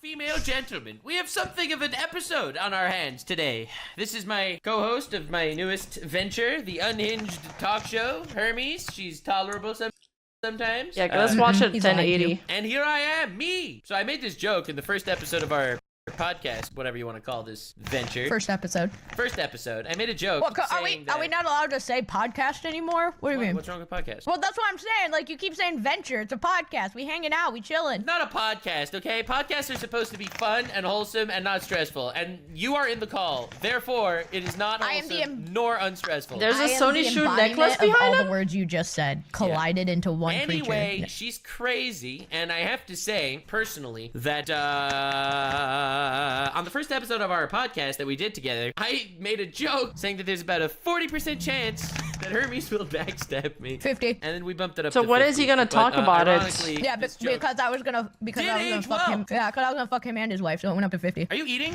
You were I was literally talking to you for like the last hour. You weren't eating. We start recording and you're eating. Pretty much. It's unbelievable. It's that kind of. It's gonna be that kind of.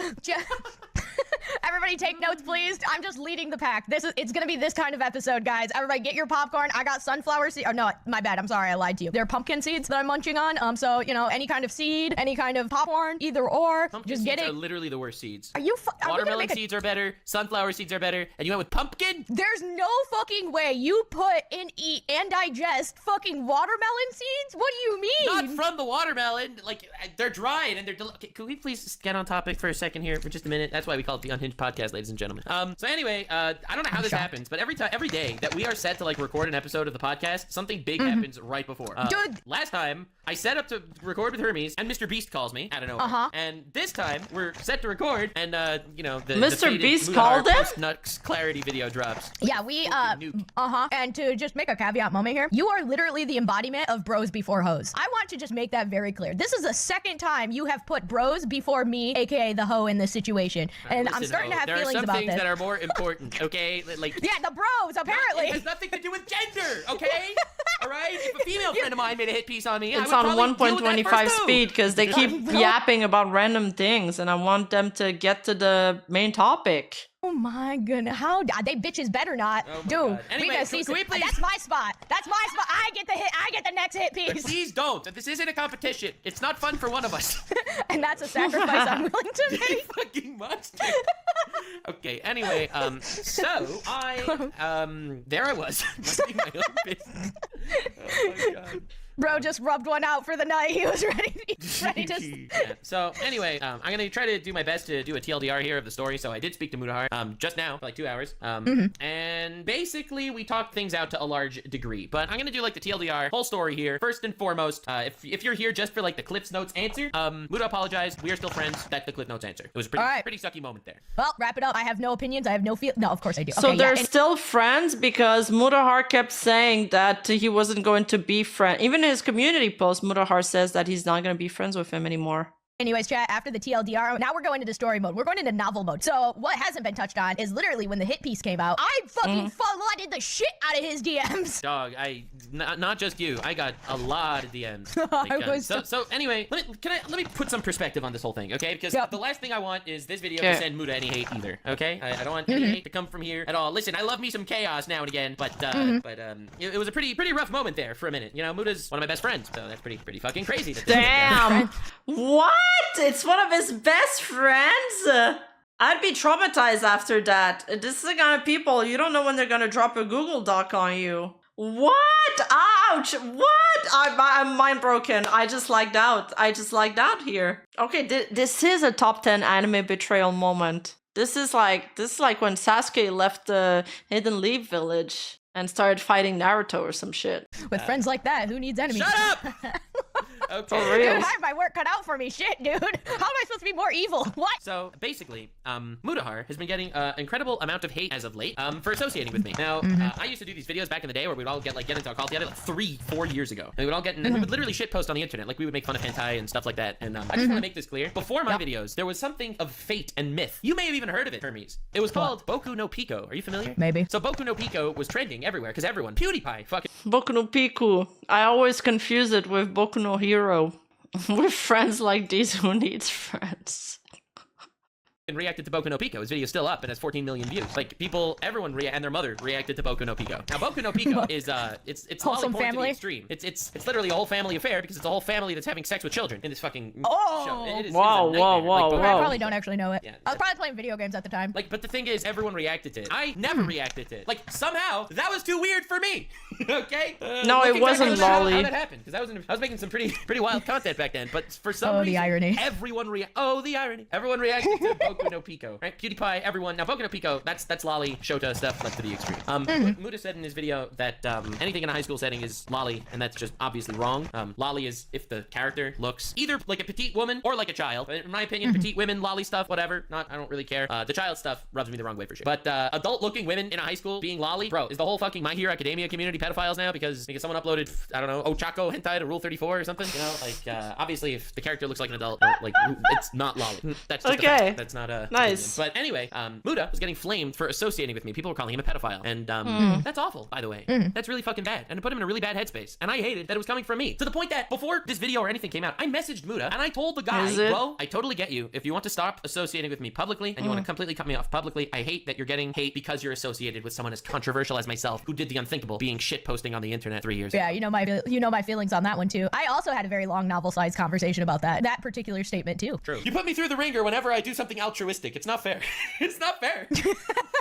Wow, look at you being a wholesome, good guy. Trying to be always considerate of other people. Yeah, you need to stop that. And you'll notice I definitely stopped collabing to a large degree just because I hate that other people get hate for me, like associating with me. And I know. The thing is, and this is what the craziest thing in the world. Like I'll make It's videos a girl criticizing from DEI Mitos. in video games or whatever, and I'm literally called a Nazi. Not exaggerating that word. And like from someone whose grandparents are Holocaust survivors, who grew up on Holocaust stories, to be called a Nazi is pretty fucked up. Like, it's pretty crazy. But he's Jewish. True. He's Jewish, so yeah, and people call him a Nazi, but people, even before like the Taiga stuff and shit, like people were dunking on Nux for a bunch of vitriol. I think that's the anime community though. They're a bit weird, the ones that are online, like terminally online.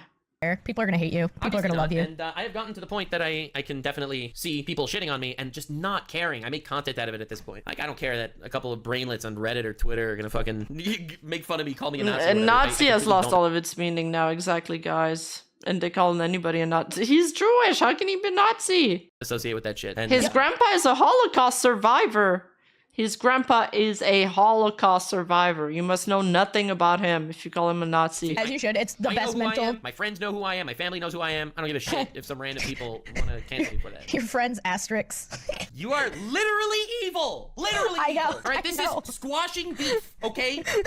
So anyway, this got really bad. What were you saying? Oh, I was just laughing. Yeah, I don't know why you're here. But anyway, so...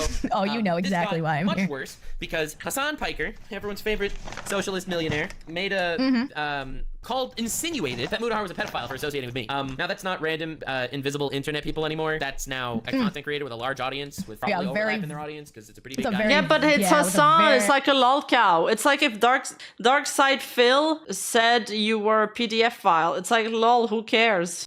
Very vocal. He's very vocal too. Yeah, he does have vocals. So he did, as we all hear so he made all the time. something like that, which I think really was the It thing was that on pushed Muta over the edge, CNN. to a large extent. That Now you part? have not just invisible internet people. No, but it you was. also have He was in his content house. creators. Now, Yeah. I said to Mutahar in a call just now. Sorry if I'm messing up with the timeline. It's been a pretty stressful day. Understandable. I just opened up I feel YouTube bad. to a 40-minute hit piece on me from one of my friends. Not even well done. That's what angers me too. Whatever, we could get Like- to specific. You open YouTube. There's a 40-minute hit piece on you from one of your best friend. I would have trust issues after that.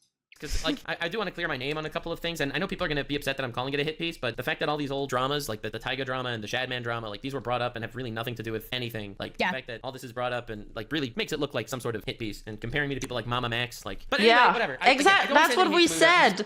Comparing to Mama Max is crazy. It's crazy. Trying to get the headspace here correct. I'm trying to fucking tell the story because people are going to be asking me nonstop. People are already asking me nonstop. When am I responding? What am I saying? What's the story? So I'm trying to do this in a way that does address the situation because people will never stop bothering me and Muta. So I'm just doing this to do my best after a very stressful day. So anyway. Don't worry, and I will also have opinions. Oh God. But Yeah, right the now, Hermes opinions are coming probably. So Oh, anyway, so definitely. Hassan makes this verifiably false, slanderous statement insinuating that Muta is a pedophile by being in Don't these do collabs the with me in the past, which is Kwasa. fucking awful and brutal and despicable of Hassan. And I told Muta when we talked about it, I said, you're gonna take Hassan's word calling you a pedophile with this much weight? Hassan, the guy that supports terrorists on Twitch, that advocates for the murder of Israeli babies because he calls them settler babies, the guy that denies rapes that happened in October 7th when the UN confirmed that there were rapes that happened in Israel, he's gonna deny that shit. Now, this isn't me coming here to start talking politics. I think everyone with two brains. Yeah, Hassan is like, trust all women, but not these.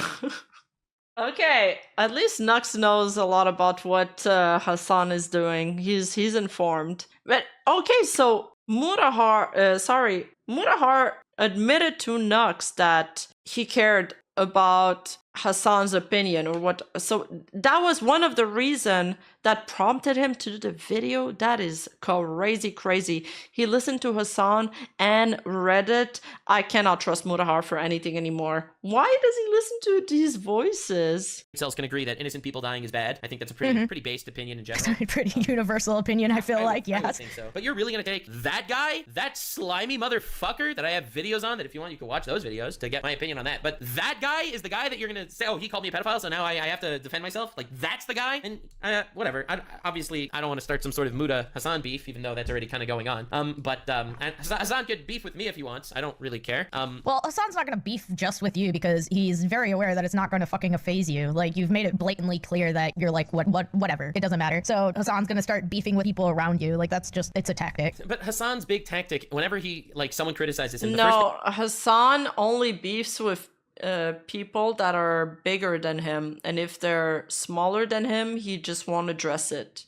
He'll never address it. thing he does is basically slander them to completely misrepresent who they are to his audience, so that when he attacks them, he's already slandered them. Like, there's this commentary guy, Nicholas Diorio, who said something negative about Hassan, and Hassan's like, isn't he the guy that makes alt-right content? Which is like, no, he doesn't. But like, you know, once you already put someone into perspective to be that But guy, it's much Hassan easier to probably tear them thinks down. everything is alt-right, just like he thinks everything is Nazi. So, like, Muta criticizes him for promoting terrorism propaganda on Twitch, and his response is, isn't that the pedophile? Well, he didn't say it in those words, but isn't that the guy that watched lolly porn and the Discord calls? You know, that, like, you know, that insinuation, obviously. So, but anyway, with all that shit going down, and people What does that have to criticizing do Muta with the other two? That's, like, such an easy way to deflect from the thing you're getting criticized on, or it's like, what does that have to do with it? Not... his association with me, people basically, I don't know, I'm not trying to stir the pot here or anything, but a lot of people stop criticizing me for these things because they see it's like, it's not working, I'm gonna make content out No, of it. you're like, right. I'm walking back that statement. Thinking back, I've heard Hassan like indirectly address somebody smaller than him. Like he has, I think, said something about. No, he said he indirectly mentioned Rev because he criticized Asmongold for reacting to Rev Says Desu's videos. And technically, Willie Mac is smaller than him, although like Hassan really just brushed him off as a nobody when he was on his interview. He looked awful in that interview, by the way, in that debate. Yes, I shitposted online. Yes, I addressed all this on my, if you want to go watch it, I made a 10 years on YouTube video. It is up where I addressed my mindset, why I've changed my style of content, why I don't do those thumbnails anymore, why I don't do those type of videos anymore, why I don't like doing that shit. I have grown and all that. But that said, it was shitposting on the internet. Let's not get it twisted. It was not anything that wasn't that. Honestly. Yeah, I mean, Like, bro, I think the Boku no Pico era was worse than anything I've ever done. I think that's kind of the big part about like why you can kind of like when you get hit with stuff nowadays, like it doesn't really stick anymore because you've go figure. Apparently you're an adult in a sea of children because fucking you've literally owned up to all that shit. Like literally you've already had so many conversations about People acknowledging think that I'm that misleading people and hiding evidence and deleting shit when in actuality I've addressed everything.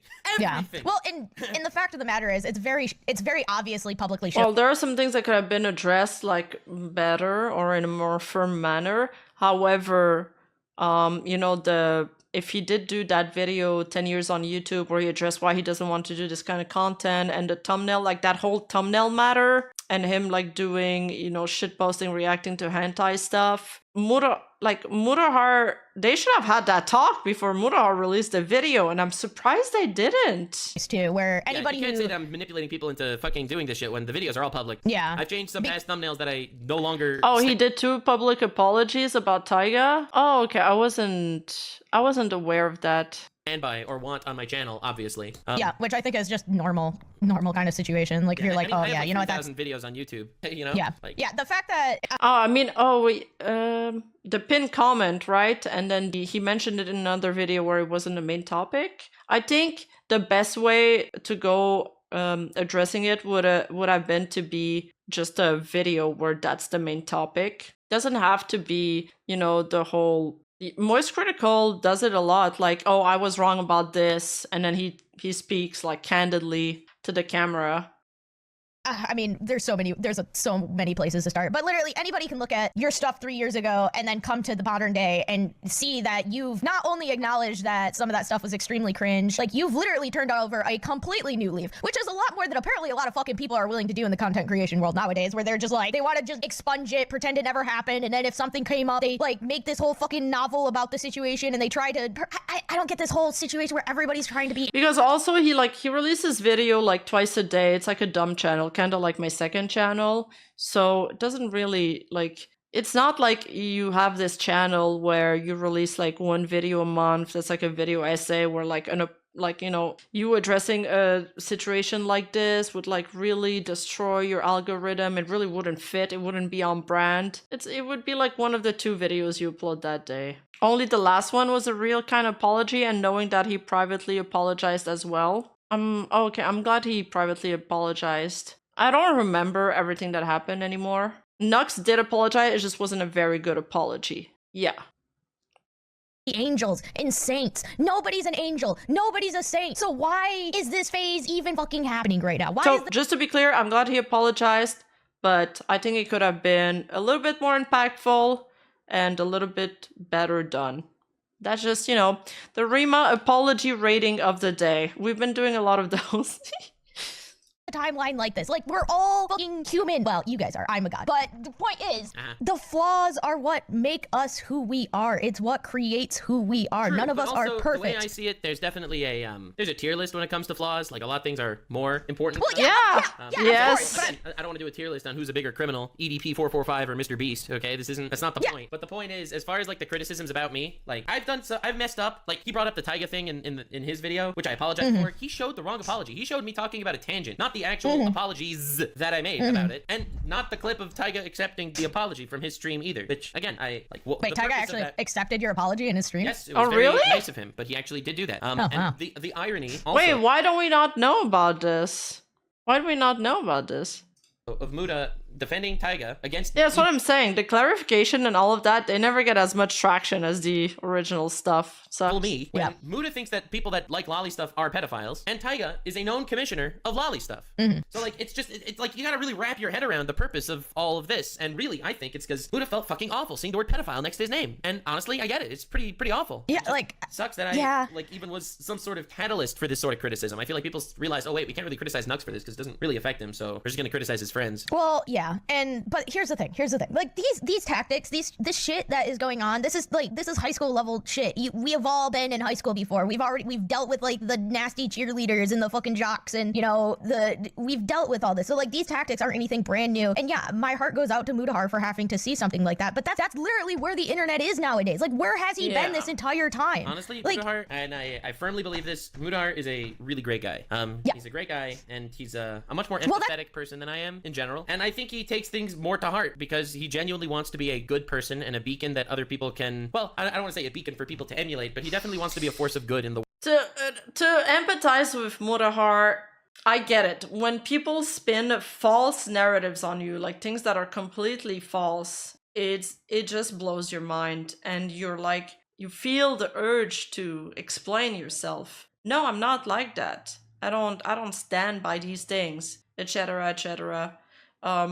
There's plenty of things they could accuse you for that you do stand for that they probably don't agree with, but they choose to make up lies about it. And that's something that's hard to accept. Nux is coping hard about Muta being good after such a dirty backstab. He seems like a ride or die. I don't know, maybe he looks up to him a lot. The world. And when people are going to say, like, call him a pedophile, he's not going to feel like that force of good. And that's like, okay. Would have Muta apologized to Nux if there was no backlash? A lot of the things, like, I read the comment section right of the video while it was live. A lot of the things that was said in the comment section were echoed in his community post. So I do believe that he really took some of those comments to heart. Somebody said, a lot of people were saying, man, I miss Mutahar when he wasn't doing sub content, and it was just about the tech videos and the games and stuff, and he had like almost word for word that sentence in his community post. Should I interject now? Is it my turn to talk? Because anyway, I just wanted to say one thing. Muta did take the video down, all right? So it really... But also, I think Nux is just like, when something so big happens online and you're in the midst of like, you're in the eye of the storm, you just want it to end, okay? Like, maybe he'll be more bitter about it in the future, but right now, if he talks shit about Mutahar here, it's gonna create another set of controversy, another set of backlash, and it's gonna keep on going for a few more days. As it is now, and maybe tomorrow people will not talk about it as much, and after tomorrow it's gonna die down. So right now it's not damage control, that's not the word, because he's more of the victim here, honestly. He could totally milk this. But I think, and he had that exact same reaction when the V-Social controversy happened. It was just like, we're good, we're moving past this, I want to put this to bed. Like he never wants to keep the drama going. I don't think, he doesn't seem like the guy that, it looks like he doesn't feel good when that happens. And honestly, who would feel good when something like that happens? It's awful. I guess, whatever. I don't want to say... No, not necessarily whatever. Damage was done, absolutely. Like, okay, all right, my turn. My turn. Now, I do want to preface exactly what Nux said in the beginning. The world is full of hate and cruelty and blah, blah, blah at this point. Going and attacking anybody, and I don't know why anybody would try to listen to me and then go attack anybody else, but who knows? He's de-escalating. That's what he's trying to do. In case there's somebody out there that wants to do it, don't. The world has... At least that's my impression. Again, I'm not in his head. Enough hate in it. Don't attack Mutahar. Like, I actually loved Mutahar's content as well. Like, I loved Mutahar's content, but lately I haven't really been watching his video. And like I said earlier, ever since he started focusing on the wrong things about Shadman, I was like getting a little bit annoyed because all of the commentary YouTubers were like talking together on these shows and live streams, and they always had like just the worst takes about like lolly and anime, and I was just like, why? Shut up, just shut up, just stop. You don't know anything about it, you don't understand it. Why I was so upset is because I also liked Mutahar's content. Like it just like, see the way Nux explained some of the lolly stuff and the difference between things. He explained it in a way that a normie would understand, but he gets it. Even though he's not okay with it and he doesn't like it, even though he said himself that he doesn't like it, he explained it in a way that like a normie YouTuber or a commentary YouTuber would probably understand better than they ever did. Like, seemed like he had fallen so far from what I had ever seen of him. Like, I had assumed that he was a guy, he kind of oozed that idea that he was a guy that really cared about his friendships and everything, and then to see him so blatantly, he was pretty on a much downward spiral. It was a he's in a Well, pretty yeah. bad headspace right now. I think anybody would react that way.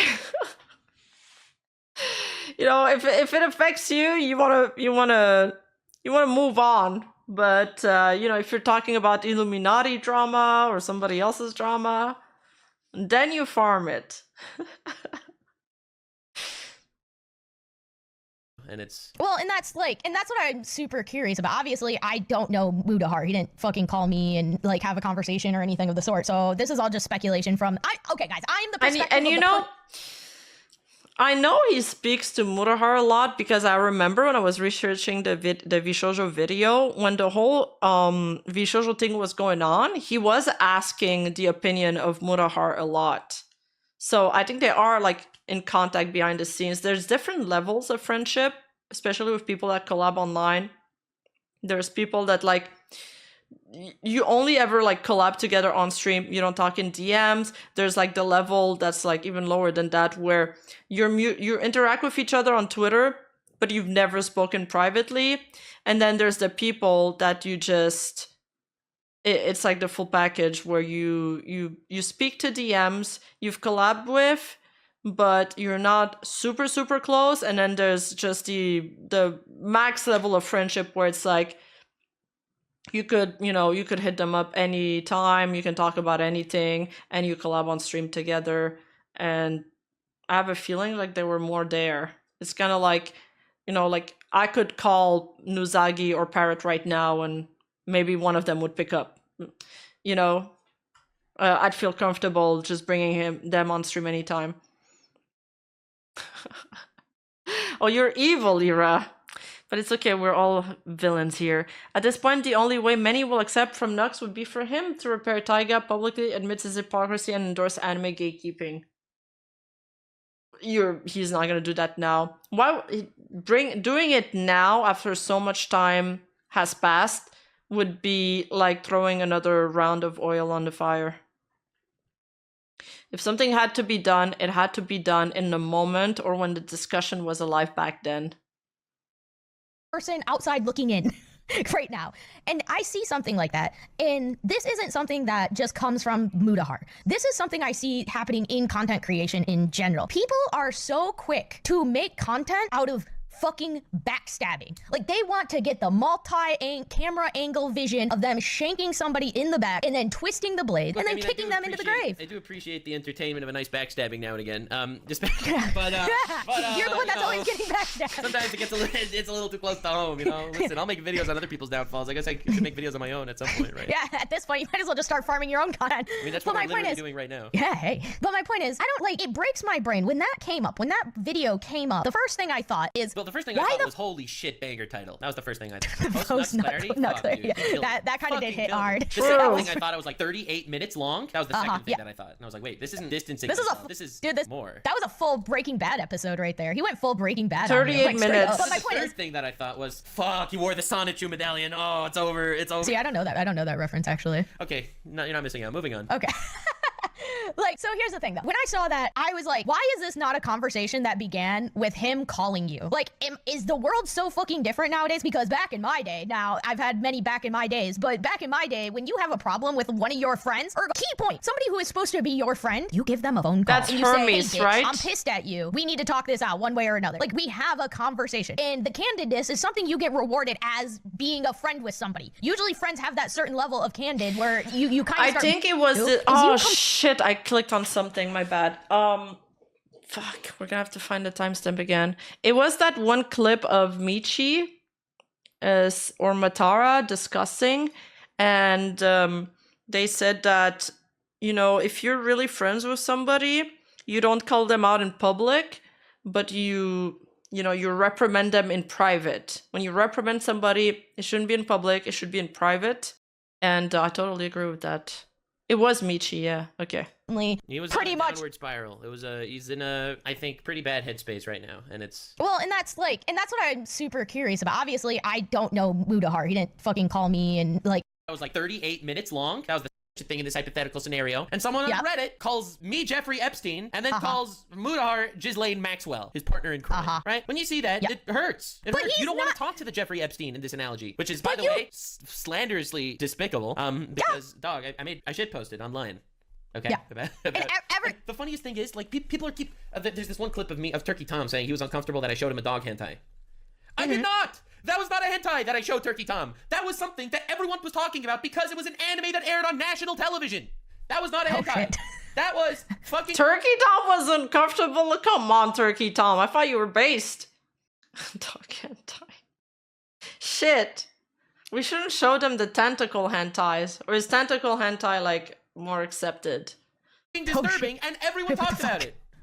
Yeah. Well, and here's another fucking issue I have, like, in that statement. Yeah. I have never been in a situation where I never felt like if you legitimately did something that was uncomfortable to me, I have never felt that I couldn't express that to you. Like, I've never felt that I couldn't be like, hey, Nux, you crossed a line. Like, don't involve me in that. This isn't in my videos, obviously, but in almost every single one of my videos, even when I spring shit on people on purpose, I always ask them, are you comfortable with me including this in the video? Are you comfortable with being in this video? Are you comfortable with this topic? Yeah. I know the topics are surprises in the videos. The way I used to record these collabs, I would get a bunch of people together, and I would mention the topic of the video.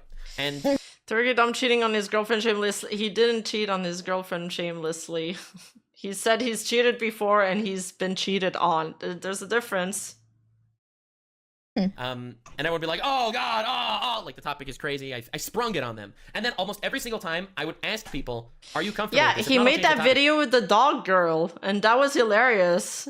So I'm surprised, like, you don't think he's the kind of person to be shocked by things, and then he got shocked by that. I have a safer one in reserve just in case. And then people would say they're okay with it, and then we would proceed. Obviously, that part would be cut out of the video because that's not entertaining. But almost every single time, I would actually ask people if they're comfortable with it. And I remember there was one time that I actually did have to use the reserve because one of the people was not comfortable with the topic, and I therefore did change it. I can tell you who and when after the podcast. I don't want to start anything, but that did happen. So it's not like I obfuscated and hid shit and manipulated and I mean, I think the reason why Mood is getting so much backlash is because this is all public. Like, I never lied about I don't know what dog hentai he's talking about. I mean, this is kind of a reflection more on Muda than anything else at the end of the day. Like, I just don't understand. In case of an investigation, I just want to say that I have no connection with the dog hentai affiliated group. Why? Somebody who has been in the gaming sphere. Oh, it's not hentai. In the gaming sphere. Trust me, I've been in the gaming sphere for a very, very, very long time. Is so thin-skinned over some Reddit post. Like, get off social media. Like, honestly, I hope in that conversation you had with him, he has acknowledged the root of the problem. And that's that social media is designed nowadays to literally get you to be angry. Perpetually. Like, it wants you to feel bad. It wants you to spiral. It wants you to be angry because that keeps you, it hooks you in. Like, there's literally research going on about the fucking mental effects and how bad this shit is. Fucking get off social media if you can't handle it. But at the end of the day, he literally allowed somebody online to it's not a dog hentai. It's an anime. The main character's mind transferred to a dog, which got picked up by his crush who likes animal and shows her emotions. And it's kind of etchy. Okay. Him so much that he couldn't even give you the courtesy of a phone call first. Well, I'll be honest. I don't think most people would be able to understand what it's like. And I don't want to say this from like a high horse position. But people don't know what it's like to get shit on by thousands of people online. I don't think the human brain is designed for that, and I don't think evolution reached that point yet, that people are ready for that. And I agree. Oh, you're thin-skinned. Look, I have been getting hate for a very, very long time. Literally, as long as I've been on the internet, I've been getting hate because I'm a troll. I'm a fucking internet troll. I've been trolling people. But everybody gets hate on the internet. Everybody. Mutahar. I mean, it's true that it's very easy for us to brush it away and just be like, get tough skin. You're getting one guy. You're getting one guide. But none of us have been, flamed at this level yet. There's levels to it too. It's true that it's hard sometimes to deal with and that you can't completely be okay with it, but there is ways to navigate around it and to just, you kind of learn to live like a functional life. No matter what, negativity you receive online. Troll. Okay? But he still it's really about not letting them invade your personal space, your personal peace of mind. Topics in like really dark topics and themes, you are, unless he's only scrolled like the top 10 of his thing, there is 100% chance that there is somebody in those things that is like, what the fuck is wrong with you, dude? This shit is fucked up. Obviously, that is the case. I'll add too about the Taiga thing, because I know you guys are talking about it in chat, that Taiga knows about the Mutahar video, but he felt like the video was lame, and that Mutahar totally dropped the ball as well. Even with everything that happened between him and Nux, he also thought what Mutahar did was scummy, and I think that's very telling. And look, I'm not.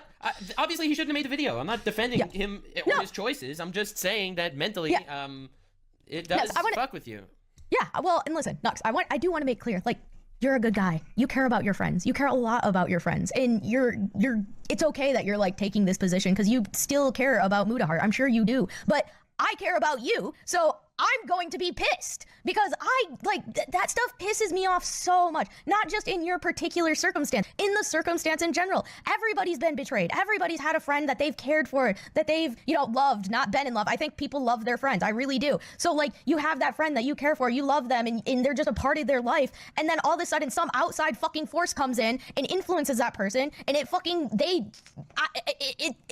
in some fucking crazy scenario in their head, they get it twisted and they forget like all the good times that they've had with you, all because of one Joe Schmo bullshit situation. Hermes is pretty and then cool they can't so even give you far. courtycy of like a phone call. Like, I think everybody can relate to that. Everything you're describing is very relatable and cool, but she's wholesome. unlike some other Not cool. situation where someone gets backstabbed and therefore they are arch nemesis, I completely forgive Mutahar for this shit. Yeah. Obviously, of course I don't you want do. to be sent his way. Obviously, Of course you do. He is my friend, and Yeah. Like, obviously if don't wanna this do that. was a It's rom-com, she's totally falling for Nux. fucking awful situation for me. I mean, and You guys are watching too much anime, and so am I, because now I'm like, in animes, when like even the villains, like when the heart of the protagonist is like pure enough and like strong enough, they like even convince the villains to to join their side, or they make them see the light, and so you're a little bit nicer to everybody. And like when you watch too much anime, like everybody becomes like an anime trope, and you're like, oh, everybody's got their backstory, Yeah. True. But I think you can channel all of this negative energy and unite against Hassan. No, that was a joke.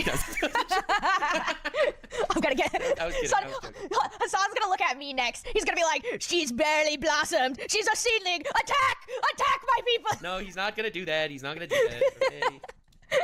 He's never gonna mention me because he can't do anything to me. Probably. I mean, our audiences are different. But the example I gave Muda about like random comments online, I was like, all right. If you're gonna take every comment online seriously, like some guy calls you a pedophile and then you start thinking you're a pedophile, like people use crazy shit online. So I use the Nazi analogy first in regards to myself. Like, people calling me a Nazi has got to be the most ironic shit in the universe. Like, here I am talking to my grandfather, Holocaust survivor, and people are calling me a Nazi when I grew up on Holocaust stories. Like, that's not gonna fucking do shit to me. It's not gonna make me start thinking I'm a Nazi, obviously. Right. But the crazy thing is, the mainstream media calls Trump voters Nazis.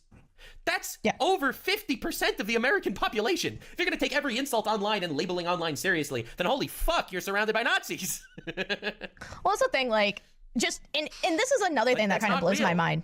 Yeah, this is another thing that kind of blows my mind, is the fact that everybody, and I don't think it's literally a surprise to no one nowadays, but words really have lost a lot of their meaning, especially because of social media. People have been dropping, like, they drop pedophile, they drop fucking Nazi, they drop, hey, Nux, I don't know if you're aware, but I'm a female, I tend to play video games. I have heard every single kind of rape comment that you can even imagine and beyond. Yeah, it's because... yeah, and that's because I'm actually good at a video game. Imagine with like that's my thing. Like, let's 1v1 in League then. To literally anybody online, except apparently Mutahar, because why? Like, I think she's really wholesome with him. I've never watched her content, but she's really sweet. I'm shocked. Yeah, I don't know what to tell you. I am shocked. She's like the supportive friend, Look, that all Pretty bad. It's a pretty bad thing. All right. It's a pretty bad thing. All said, it's a pretty bad thing. That should have been a phone call. That should have been an adult conversation. That should have been a phone call. Video was, this should have been... Oh yeah, you're a gamer? Name at least 10 video games. It's like that. Oh yeah, you listen to metal? Name me at least 10 metal groups. I'm joking. Email. That was the top comment on his video. Well, yeah, it should have been an even. Dude, his freaking entire comment session was shredding the ever living crap out of him. Quite frankly, I agree with like literally everybody in it. It literally should never have been brought into public. It should have been a adult conversation. Literally call you. Oh yeah, listen. You read. Name 10 YouTube thumbnail titles. I'm having. No, it can't be books anymore. No one reads books. They read headlines. Never in any of my 2 years. By the way, everybody, I've known this motherfucker, and holy shit, like, I have never, ever felt like I couldn't just tell you something. Like, much to your dismay, I'm sure, at times, when you wake up to 100+ messages. But, like, I tell you when I'm pissed off. I tell you how I feel about things. And I tell you when I'm in a good mood. Like, and... 10 metal group is super easy. Metallica. Limp Bizkit.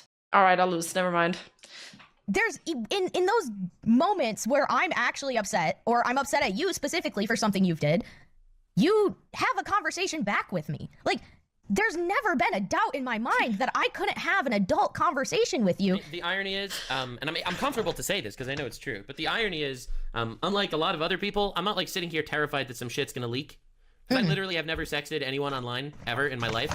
Forget minors. People. I have never sexted anyone. All right? Don't lie to them. I just sent you the most beautiful... No, that's...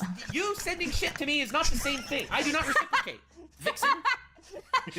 Yeah, she doesn't really look like a Hermes, though. I think her Hermes, like, should be blue with, like, a white toga, a drapey white, like, robe, and have some blue elements and some wings. He also has, he's the god that has, like, the sandals with the wings on them. Or usually portrayed that way. You should have seen the ERP I sent him recently. Oh my gosh, that would have been a bestseller. Just kidding, it's not real. It's fake. Anyway, I bet. So I'm not, like, guys, no, hold on, guys. Important break. A break from all the shit. She's a little bit like steampunk. I'm gonna leak some DMs, guys. Nux admitted that he's my sub. He's submissive to me. He's straight up subscription to her on Twitch. Oh, that kind of sub. I thought he was like bottom energy. Nope. That is you don't not need to add that context. Okay, moving on. That's now, absolutely. Obviously, the irony is the entire internet. When this shit broke, I think everyone kind of understood this to be the same thing as I do. Yeah. Well, maybe not as rationally as I do, but you know. Or as I caveat. Except for Keemstar, who insinuated I'm a pedophile. You can't make as big. Shit up. Wait, Keemstar said that? Knew it. Check his hard drive. Yeah, I love this guy. He just keeps winning, Keemstar. Caveat is not many people would look at it as big-hearted as you. I would declare that I am the rational person here. I think you should be upset, but maybe you're I was not, upset. Because maybe I was upset for hours. Hours. Honestly. Maybe I was fuming and debating what kind of video I should make to retaliate. Debating whether I should just completely debunk every point or only take the high road, and maybe I shouldn't do anything. And honestly, thank God Muta deleted the video and called me, or I don't know. Maybe we'd have a different ending to this story. Yeah, I mean, probably. That was old drama? Okay, not gonna lie. A lot of DMs. I was really upset, guys. A lot of DMs. What did I answer? You sent me like a whole fucking wall of text, and I'm like, lol. Yeah, you literally said Mucho texto. Bro, I come in here, I'm like fuming. I'm like, oh, I was like, have you seen this? I was like, what the fuck? Like, it was a roller coaster because it started off like tame because I like you see the title and you're all like, all right, what am I getting into? Like, oh yay, some other person is trying to fucking backstab. Yeah, you know Nux. it's Great, bad wonderful. when Rev's on Nux side. Well, Rev at least is consistent in the stuff he believes in, even if it's against somebody that he doesn't like. So I respect that. What's this about? So like it starts off tame and then I like watch it and literally you can like see the parts in the fucking video I'm getting to because I'm like, my text is getting bigger, the walls of text, the lines are getting longer, like the novel is being made real time, bro. And then he comes in, he like wakes up from fucking masturbating or whatever the fuck he does in bed. And then he was like, LOL. Like, I was like, eye squint. What do you mean LOL? Have an opinion here. Have a feeling here. React, please. Yeah, so you know, it was a very stressful moment. Not the first time I've had a similar situation, but I am grateful Mutahar is, I think, a much better person than the people who have backstabbed me in the past. We'll fucking see. I mean, because like, here's the fucking issue here. This is the big, well, okay, I have a whole wrapping ball of big issues. It's a fucking rubber band ball of issues at this point.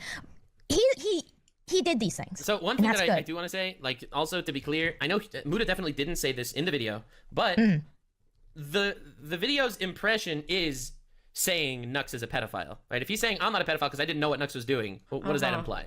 And like I got some good pedo comments already rolling in. So I'm the sure video you was will. only up for what, like 7-8 hours or something. And Well, this is my big. This is trending another on YouTube and on Twitter, and people were going. Yeah. You know, this is a facet that really, like, this is the other facet that really starts, like, is grinding my gears here. Like, people fucking do these content, like, hit pieces, trying to destroy people. I mean, it's not just limited to you. There's other people that obviously get them too. Like, but the point is, these hit pieces come out, and then they're like, oops, I'm sorry. And then they bring it down. And that's okay. That's good. That's fine and dandy. But they But the problem with this scenario, this whole strategy, is the damage is fucking done. You put it online. People have downloaded that. People have saved that. They're going to clip it out of context. They're going to spin their own fucking story. I'm a pragmatic individual, okay? And the way I see this shit is, okay, it's done. It's in the past. Now what? So from the perspective of someone that has already dropped the Mutahar Nux hit piece video, whatever, he took it down, he apologized. What else is he supposed to do? Make another fucking video. I firmly believe, listen, I firmly believe that if you drag this into the public perception, if you bring your community into it and you take the fucking shot, then you need to grow a pair and then do the resolution video. They're definitely, Mutahar should say, hey, Nux, would you like to come on my channel? I would like to talk about this. Like, what I did was really wrong. I shouldn't have did that. I want to show to my community that this is getting resolved. And I would like it if you were there. Make him go for the triple humiliation combo. Make the first bad idea video, then make the bad idea community post admitting the video was an over emotional reaction to reading Reddit threads, and then after saying multiple times that you will never be friends with Nux again, make the resolution video. This Mutahar ego will never recover after this. He might do it. It'd be absolute cinema. It's on you if you say yeah at the end of the day. But and honestly, he dig his own grave by making such a final statement over and over again. He did this to himself. But I'm a big proprietor of step one. All this shit should have been solved like adults privately to begin with. But the moment that you decide to make a huge ass fucking video and release it into the world, which people will download, people will save, they're gonna clip out of context. The damage is done. The moment he uploaded the video, I downloaded it because I thought he would delete it. Yeah, like the damage is done, and you're not the only one. Like, damage is done. He needs to now not just push this under the rug. He needs to be an adult and take responsibility for the role he played in this, and he needs to have an adult conversation now publicly, because he made the problem public to begin with, publicly, to at least... I mean, he should probably do a follow-up and be like, yeah, we talked, and we cleared things, and we're good now. I misunderstood what lolly were, and that video wasn't lolly hentai. And honestly, he defamed lollies a lot, so pay up, Mutahar. No, I'm joking. He could do a follow-up. It wouldn't be that bad. I don't know about it. At least a community post, like, hey, we talked, because a lot of people don't know that Mutahar apologized to Nux. And now, because this is on Nux channel, only the people that are part of this audience and the people curious about the drama will know about it. I don't know if, like, Mutahar's audience will know about it. Show his community. You're arguing morals here, okay? Yes, yeah, I burnt toast. I argue that there's something. Let me try to put this. Oh, he can't do a follow-up. Again, I do think that definitely that would be very cool and pog and appreciated and all that thing. As an outside perspective, and I'm glad you brought that up because I'm sure comments are going to be saying this anyway. So I'm glad that I can talk about it from the outside perspective. You're welcome. Why I'm amazing. Think that. But the way I always viewed like these internet beefs, I always viewed them much more personal. Yes, they're public and ugly, but they're also very personal. And well, yeah. I personally. That's part of the problem. I personally am not demanding that. So I of course you're not demanding that. Necessarily need that. If I apologize to someone privately and they accept my apology, I don't know if I need to do a public flagellation if they don't want me to or expect me to. Oh yeah, but still him, even like I said though, him offering it to you and you saying no is a whole other like thing. That's like fine because like you can have those feelings and everything like that. But this is going to be whatever. The more it's dragged out, the worse it'll be for Muta, and that's sucks. Again, I have moved away from a lot of collabs because I personally don't like when my friends get hate because of I know. It sucks. Guys, it's really annoying. I don't mind when people shit on me, dude. Like the Jaden Animation stuff is hilarious. That, oh god, he reacted to a Jaden Animations video? He's parasocial, dude. That shit's awesome. Okay, that's hilarious. Okay, so I gave Muda this analogy. I'll say this too, like where my headspace was at with like this kind of thing.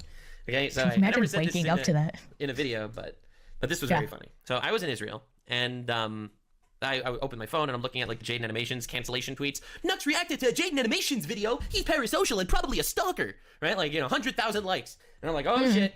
And then a siren goes off that a missile is coming, and I have 60 seconds to get to a bomb shelter. And I go to the bomb shelter. And while I'm in there, I open my phone, and my phone was on the Jaden post. I was like, this does not matter. I was like, wow, this is the most irrelevant shit in the universe. Jeez. Well, look at that. It really puts things into perspective. And not to get into too many details. Impending death will do that. I do appreciate my audience a lot, the people that watch my videos. Yeah. I didn't know he lived in Israel at the moment. Oh, so he operates from Israel? Which is worse, the Vishoja thing or this? Shit, I don't know. That's a what do you guys think, chat? My family, I appreciate like the people that are important in my life. These are the I don't know an answer. I bounced it back to chat. I deflected. Whose opinions about you matter. The random guy on the internet that calls you a pedophile. Oh, he's visiting. Fuck that guy. Okay. Yeah. Well, that's why I'm saying, that's why I take my stance. By because the way, Mutahar is a friend of mine. That's my point. And Mutahar is your friend, and that's why I take my stance. Tense. And I know he felt really pressured into publicly burning his bridge, but he's a friend of mine, and I don't want to add burden onto my friend's shoulders. Yeah, and literally community, like, Nux literally had a conversation with me regarding the podcast. Like, he gave me a full-blown speech about, like, being, like, to help me understand, quote unquote, like, what it might be like collaborating with you. Like, you care a lot about your friends and, like, their well-being and stuff. Oh, Hades! What's up? I respect that. I really do. But I also think, like, everybody loves Hermes so far. I think she's getting a lot of new fans. Nux lives by a simple ideology. I won't demand an apology from you as long as you don't demand an apology from me. Well, he's a simple-minded person, maybe. Like, it's not okay for Hermes is carrying people to do this to you either. Like, well, that doesn't mean two wrongs don't make a right. I do expect justice to exist in this world. I love me some chaos. Her bra is also carrying a lot. And I love me some justice. I love me some good karma now and again. But when I see someone else wronged, I want things to. It's good I'm not wearing my eye so tracker. That it makes it right for them. When I am wronged, if I am satisfied, I don't need any flagellation. You're one to talk, right? Yeah, but like if someone wrongs me and I don't feel, and I fucking want them to burn for it, like I'm gonna laugh when they have a downfall. But when someone wrongs me and they, for whatever reason, I don't know what kind of mental gymnastics went into making that video. Zoom in. But I obviously don't want any on her or me or anything to go to Muda's way. My bra. Well, yeah, obviously. And, you know, like, the reality my bra is, offers a lot of support. It was a 38-minute but it also hit piece on has me, a lot of coverage. And it did more damage to Muda than it ever could to me. Did it though? Yes, it did. Yeah, 100% did. Okay. Because I'll take it word for that. People looking at the situation, they're gonna be like, "Why did he make this video?" I think if we zoom in on Hermes right now, the chat won't survive this experience. They'll all be like, my chat will go like really silent if I zoom in on her, and then they're all gonna pass out from nosebleed. And I don't want to have that blood on my hands. Oh, I'm sure a lot, dude. Like I said, his comment section pretty much embodied pretty much everything I've said so far. Like, it didn't need to be public. Why was it public? He's literally backstabbing his friend over a Reddit comment. Like, everybody in the comments said literally why I'm upset too. Like, and it's just. So that said, I do think that it definitely did more damage to him than it did to me. So why should I sit here and expect more retribution and shit? It's not about retribution. Like, that's the thing. It's taking responsibility. And I think that's a thing that a lot of content creators love to skip out on because they think a simple fucking apology text message tweet is enough. Like, again, I said, people should be adults and just talk about this shit in a private setting, a fucking phone call, all right? It shouldn't be that complicated. But people get it, like content creators get it in their head to bring it out into the public. The moment you bring it out into the public, who's the steampunk girl? It's Hermes from the agency Mythos, and yeah, she does have a little bit like steampunk retro aspect, but she's actually like the messenger of the gods. Hermes. They're all based on like Greek mythology stuff, gods and goddesses. responsibility if you fucking backpedal. On principle, I agree with you. I really do. I swear, I agree with you. And this is the logic I would use as an outside commentator. But when I was the one that was in this position, and I am someone that's wronged, I feel like... Shameless plug. Y'all should vote Mythos for Rising Order of the Vtuber Awards. Voting closes tomorrow. Oh my god, it closes tomorrow? I thought the award show was on the 7th. Yeah, I guess it makes sense it closes earlier. Yeah, go vote for Mythos, guys. It's fair for me to decide how it should be made right.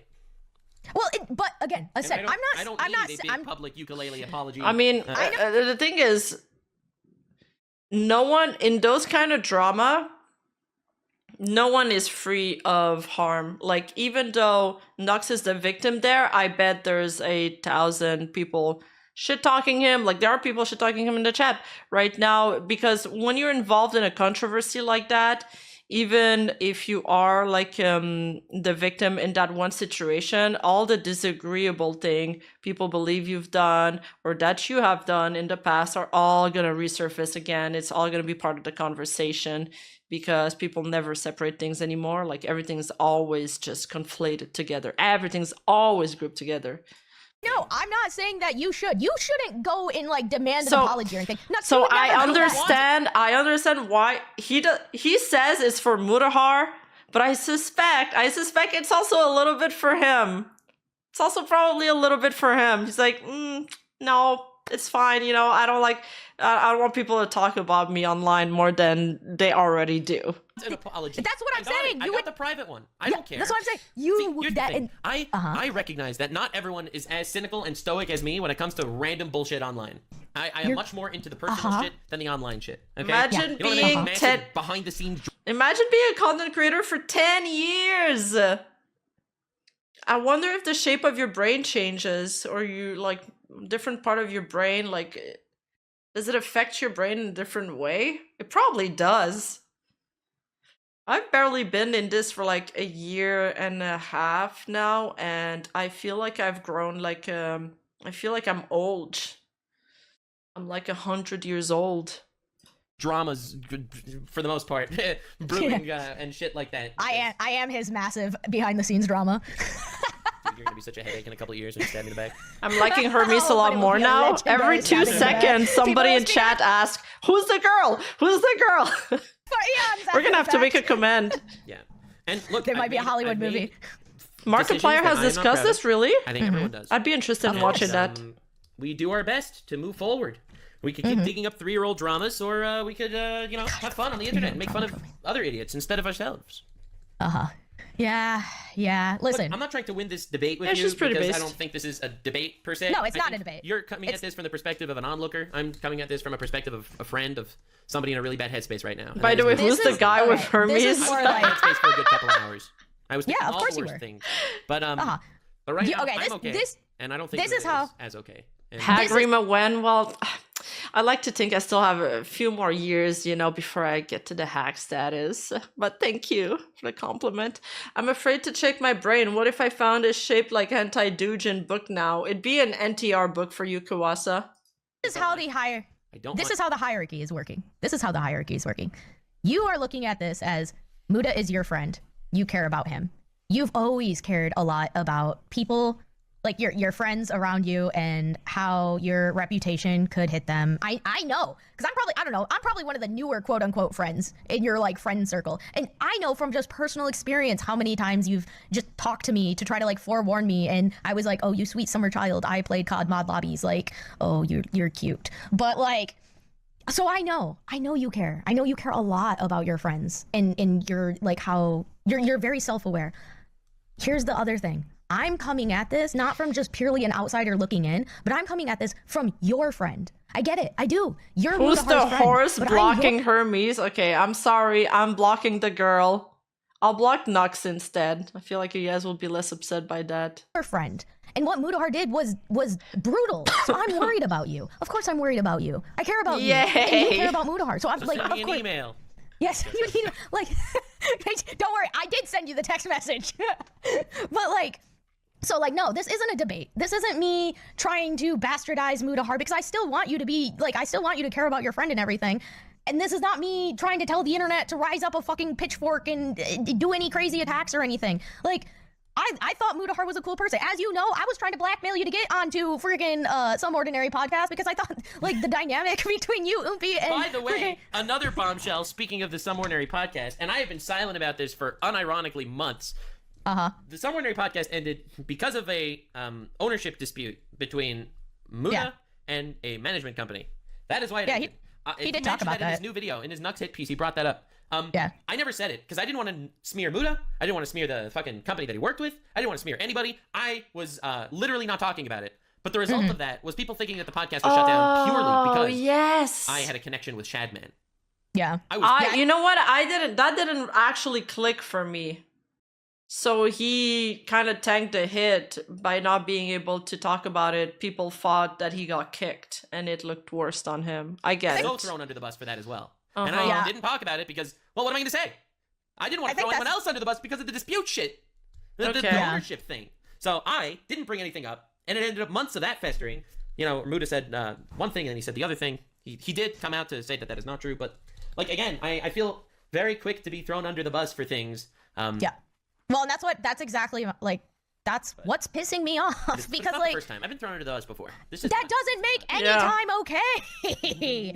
Like, you're a human being. Like, and here's the thing that also irks me so fucking much. And again, I don't know fucking Mutahar's life. Like, I have legitimately, because I can usually rationalize stuff and I don't usually get extremely emotional, I've usually become the object of people's backlash, like my friends' backlash, when they're having a really bad day. I just think it's lame that, like, Mutahar bended the knee to the internet mob when, like, his whole mantra is basically that he doesn't vibe with cancel culture and all this shit. You know what I mean? He says what he has to say. That's why he's a good source of opinion, because he's, like, you know, non-biased, and he's, like, his opinions were good. That's why people listen to him, because apart from, like, his research, the rest of his videos were not, like, it's not storytelling, it's not, you know, there's no, like, amazing editing. It was really just for his opinion that people listened to him. And now it's like, well, why would I feel like it destroyed a lot of his brand and a lot of, like, the weight that he had behind his words, at least for me.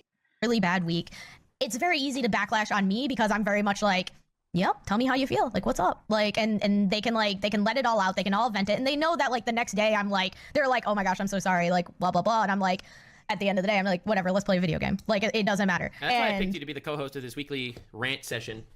Yeah, I know. It's therapy at this point. True, true. What seriously irks me, though, Mutahar, if you're watching this, something that bothers me about what you did, too, is you completely disregarded the idea that when you were enduring your online hate, you literally made it sound like Nux doesn't endure hate. Like, do you not listen to him? Do you not, like, obviously you don't pay attention to his content. You made that clear in your video.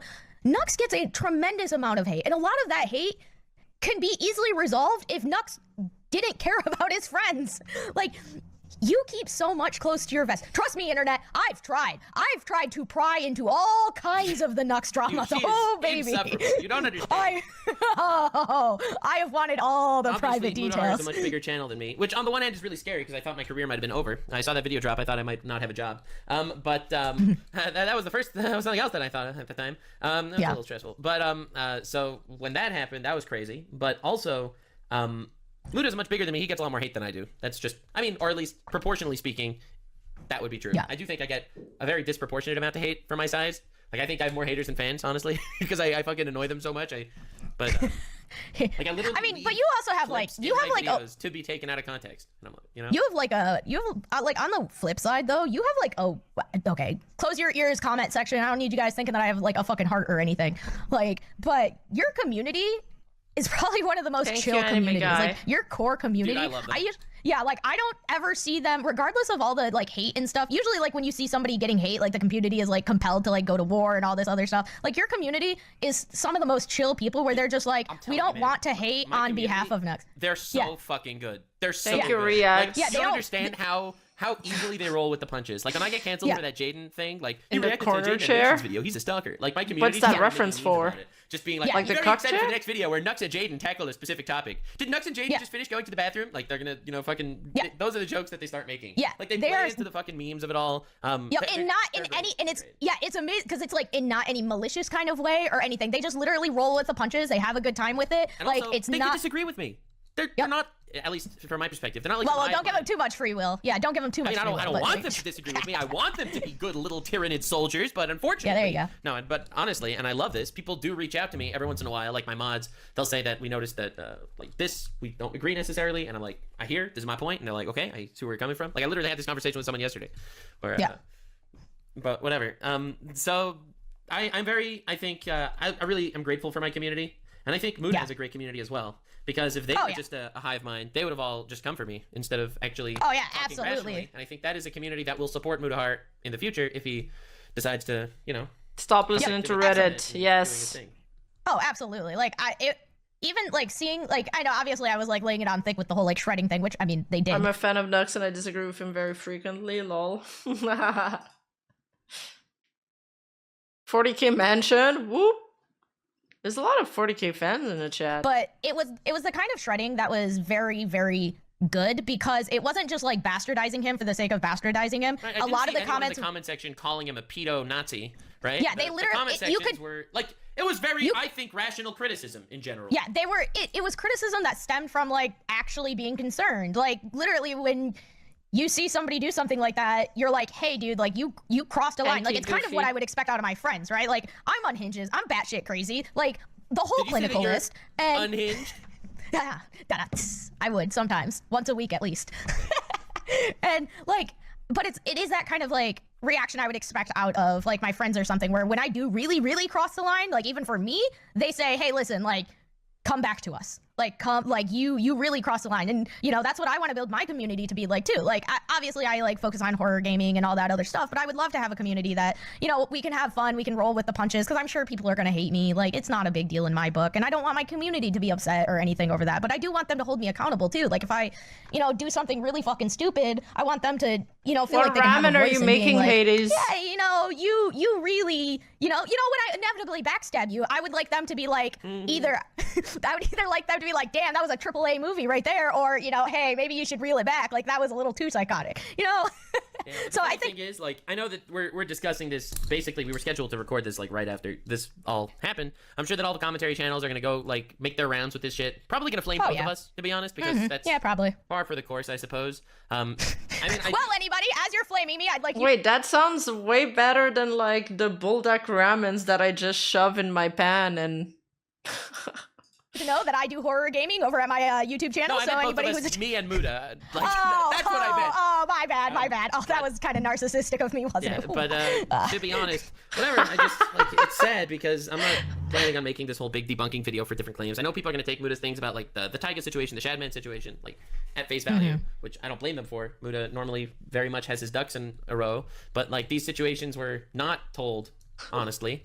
And fairly. The shameless plug. Like, you know, one thing I liked about the way it made it seem like Shadman said it's a little too middle school in like his response to somebody tagging me, and it made it look like too middle school was talking about, you know, children in his fucking porn, right? Too middle school, that sounds pretty bad, but in actuality, I was too middle school for Shadman, which is why Shadman didn't want to like collab with me. He was like. Yeah, it was like taking a jab at your mentality or your like Oh. maturity level. Like, there were just so many like little things that I Oh, could... that's what it was about. I didn't know that. Okay, this is new information. New information coming in hot. I didn't sit know here and that. point out and talk about like as I watched the video, I was right. I didn't want to watch it more than once. So as I watched, She does kind of sound like on Sayu, right? Especially at 1.25 speed. She sounds a little bit like basically Sayu. everything that I would disagree with, like as it goes, like so if I ever needed to make like this big response video, but I don't plan on doing something like that, and I really hope that my audience doesn't take this because I needed to talk about it because like let's be real here, this is a big situation that people want to know. Dude, my fucking comments and chat and messages and emails are all asking me to cover this stuff. I can't just make believe it didn't happen, but simultaneously I don't want people I'm sure you have a lot of friends too that are, I mean, I know I was like but friends reach out to me, I could talk to them in private, it's not a big deal. That's true. But there are people that watch me and hear me talk about things. Bro, I'm gonna make 10 videos on Mr. Beast, and I'm gonna make a fucking video talking about myself when I'm in the hot seat. Yeah. I mean, yeah. And you shouldn't have to, because you don't want to like constantly like have to keep reliving it over and over again either. I don't feel so. Here's the thing, and I told this to Muta as well. You are not. No one is entitled to your videos. You have no obligation to satiate people. All right? They can say whatever they want. They can do whatever they want. Your videos are free on the internet for anyone that wants them, and you should not feel beholden to other people unless they are. So I told Muta, I said, listen, when you got married, you and your wife promised to take care of each other. That's a contract. Okay? Yeah. Fucking idiots on the internet. Like, bro, you owe them nothing. Nothing. Yeah, well, yeah, he's right about this that. comes from another thing that I kind of see that kind of makes me really sad. It's actually something that really, really makes me sad. It feels like a lot of content creators get really, really big, and in some really weird circumstance, they forget about all the people that care about them, that show up for all their videos. I mean, I'd feel like, well, it depends. There's some people that don't give a shit at all if, like, they could say everything in the video could be completely false and they wouldn't care. I think it comes down to what you want to put out there, but generally, like, when there's like a big drama that that breaks on the internet, and if it's on somebody that people believe that I like or that I am somehow associated with, I will get like pinged, tagged, emailed on my personal email, my non-business email, and also my mythic email to cover the drama. But it's like, it's not people that watch my stream. It's never people that like follow what I do, that are interested in what I talk about. It's never those. It's just people that want to see me shit and tear down the one thing they're fixated on hating on right now. And I don't care. I'm not entitled. I don't have to cover a certain topic if I don't want to. I have no obligations, and that's why I never posture myself as like Mutahar does, the whole grandstanding thing. I'm like, no, I'm a super villain. I'll talk about whatever the fuck I want. And then they hyperfixate on the very small number of people that criticize them. Well, I think that's almost inevitable. That can you drop a hate video about me? Oh, you want to start beef? It's like the infinite money glitch. I make a video on you, you make a video on me, responding to me, then I make another video on you, equal rent paid, baby. Yeah, we can beef for cloud, yeah. Hell yeah. One of those comments are like, cool video, heart. And one of those comments is, I fucking hate you, you giant Nazi pedo bitch. Obviously, that's the one that's going to stick out in your mind, right? Yeah, I guess. Like, I don't know. It's hard for me to relate on stuff like that. I think I've become so desensitized where, like, I would prefer to focus on all the good things, like all the good people, all the people that show up. It's one of the reasons why I avoid X. I do that. I have a good time. I've left Twitter for a while ago. I basically I sometimes go on there. Oh yeah, I forgot to show you guys that. But on Twitter, he still has Mutahar at his profile picture. Like, Mutahar wasn't just his best friend, according to him. I think he genuinely looked up to that guy. There, if I need to look up specific things. Like, I literally get, like, my talent manager will literally have to, like link me stuff because he knows I'm not looking at Twitter. He knows I tell my community every single day. I'm like, if you want to get my attention, the best thing you can do is show up in my, like, my stream. You know what I use Twitter for? Like, I was on stream and I mentioned that Hassan said that baby settlers are valid military targets, okay? So, Hassan said that, and someone was like, how can you be a baby settler? And you type in, Hassan, baby settlers, and then the clip just shows up. Like, that's what I use Twitter for. Yeah. Because if anyone is a good compilation of all the most fucked up shit in the universe, it's Twitter. It's definitely Twitter. Yeah, it's just like, but like, and just, I don't know, man, I just would rather focus what I do now on Twitter, and it's like the best thing ever, it's I post and then I log off the app. I post and I log off the app, and if a post gets viral, I mute it and then I log off. It's just I try to just post and then leave. But it's but also back to the settler thing. How can you be a baby settler? Have you guys ever played like Humankind or Civilization, like 5, 6, or what? There's like these settlers, and they're always like old man with a cane, like walking with a stick. I don't know why I'm picturing this. I'm picturing like a baby walking with a stick.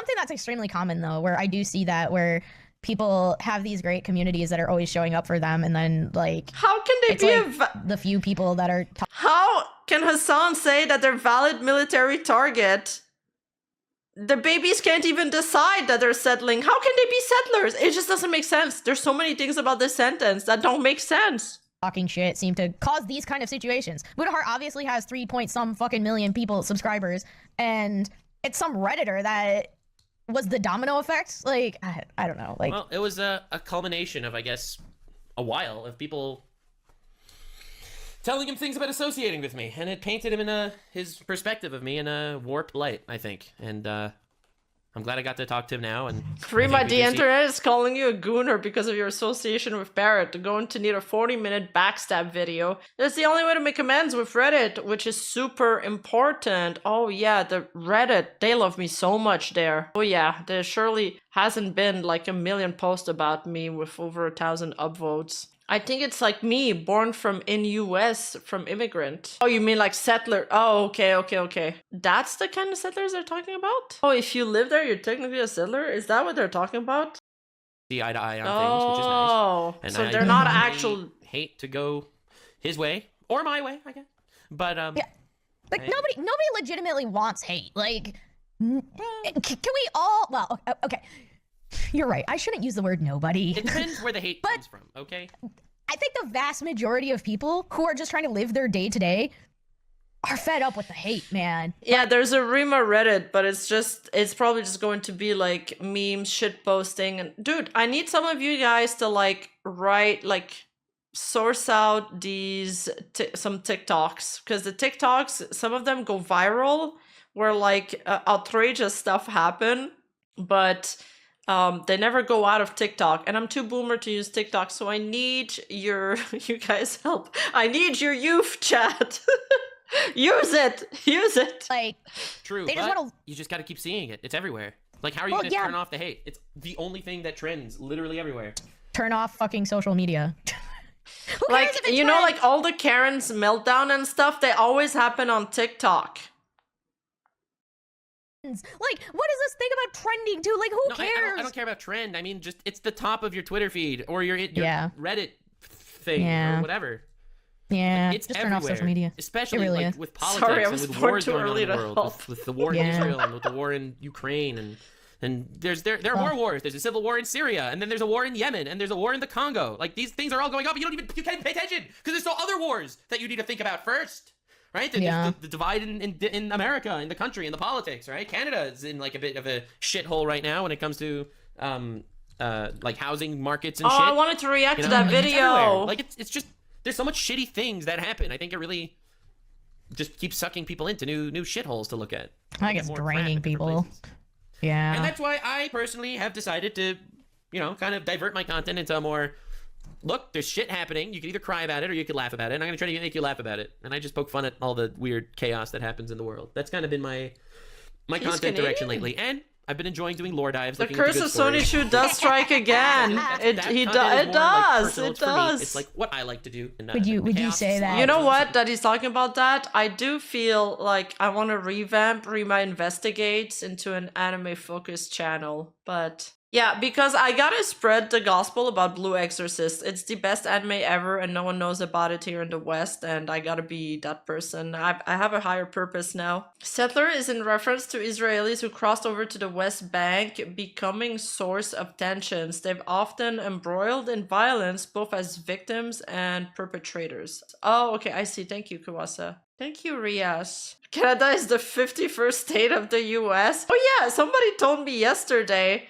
that apparently we're like Trump is inviting us to become part of America. I don't know. I don't think they're gonna say yes to that invitation, but we'll go to dinner. Would you say that Blue Exorcist was pretty popular 13 years ago? Yeah, I guess when like it takes a year for a volume to come out, it does make people lose interest. The thing is, 13 years ago, the story wasn't even that good. It only got good around it was good, but it got really fucking good around chapter 90 to 100-ish. So it took, if she writes one chapter a month and it got good around 100 chapters, that means it took 8 years for the story to get really good. Jesus Christ. And the anime was trash. would you say that, Hermes? The anime is now going to start to get into the really good arc,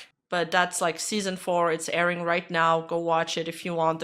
The problem is they released the anime before the manga was over, so they made up a bunch of stuff in season like 1, which wasn't part of the manga, and it makes the pace weird because in the manga it's like action, action, action, action. It's like first arc, second arc, third arc. Okay, we're setting up all the characters' development, and then the 4th arc is like bing, bang, boom, everything happens. It becomes so intense, so intense. He's had influence in you going back into lore diving. I would argue Are you that you sure? had no influence. Yes, it was cool when you said, I like this content of yours, and then you complimented me for about 20 minutes profusely. I do appreciate a good compliment now and again. That inspired you to rekindle the flames, to rise the torch of lore dives once again, and thus was born the lore dives on Nux Taku. All because of me. You think very highly of yourself. Do you know that? Oh, I do. Oh, I do. I look in the mirror every day and there's nobody. This is gonna get Hermes so much. I bet she's gonna get a lot of new fans from this. Than myself. It's actually quite the superpower, actually, because I also do not have a perception of, you know, like power dynamics that happen in people where they like look up and they admire people, or like, you know, they see people like above them and they try to. 9? I literally almost like wrote half a script on Blue Exorcist already, like going into philosophy and shit. It's like I'm way too deep, guys. Somebody pulled me out. It took a pause of my VTuber videos and I just started writing things. What? Aren't you It's like more 4'9"? It's literally 3'9". All right, get it fucking right. Right. I'm literally the hat.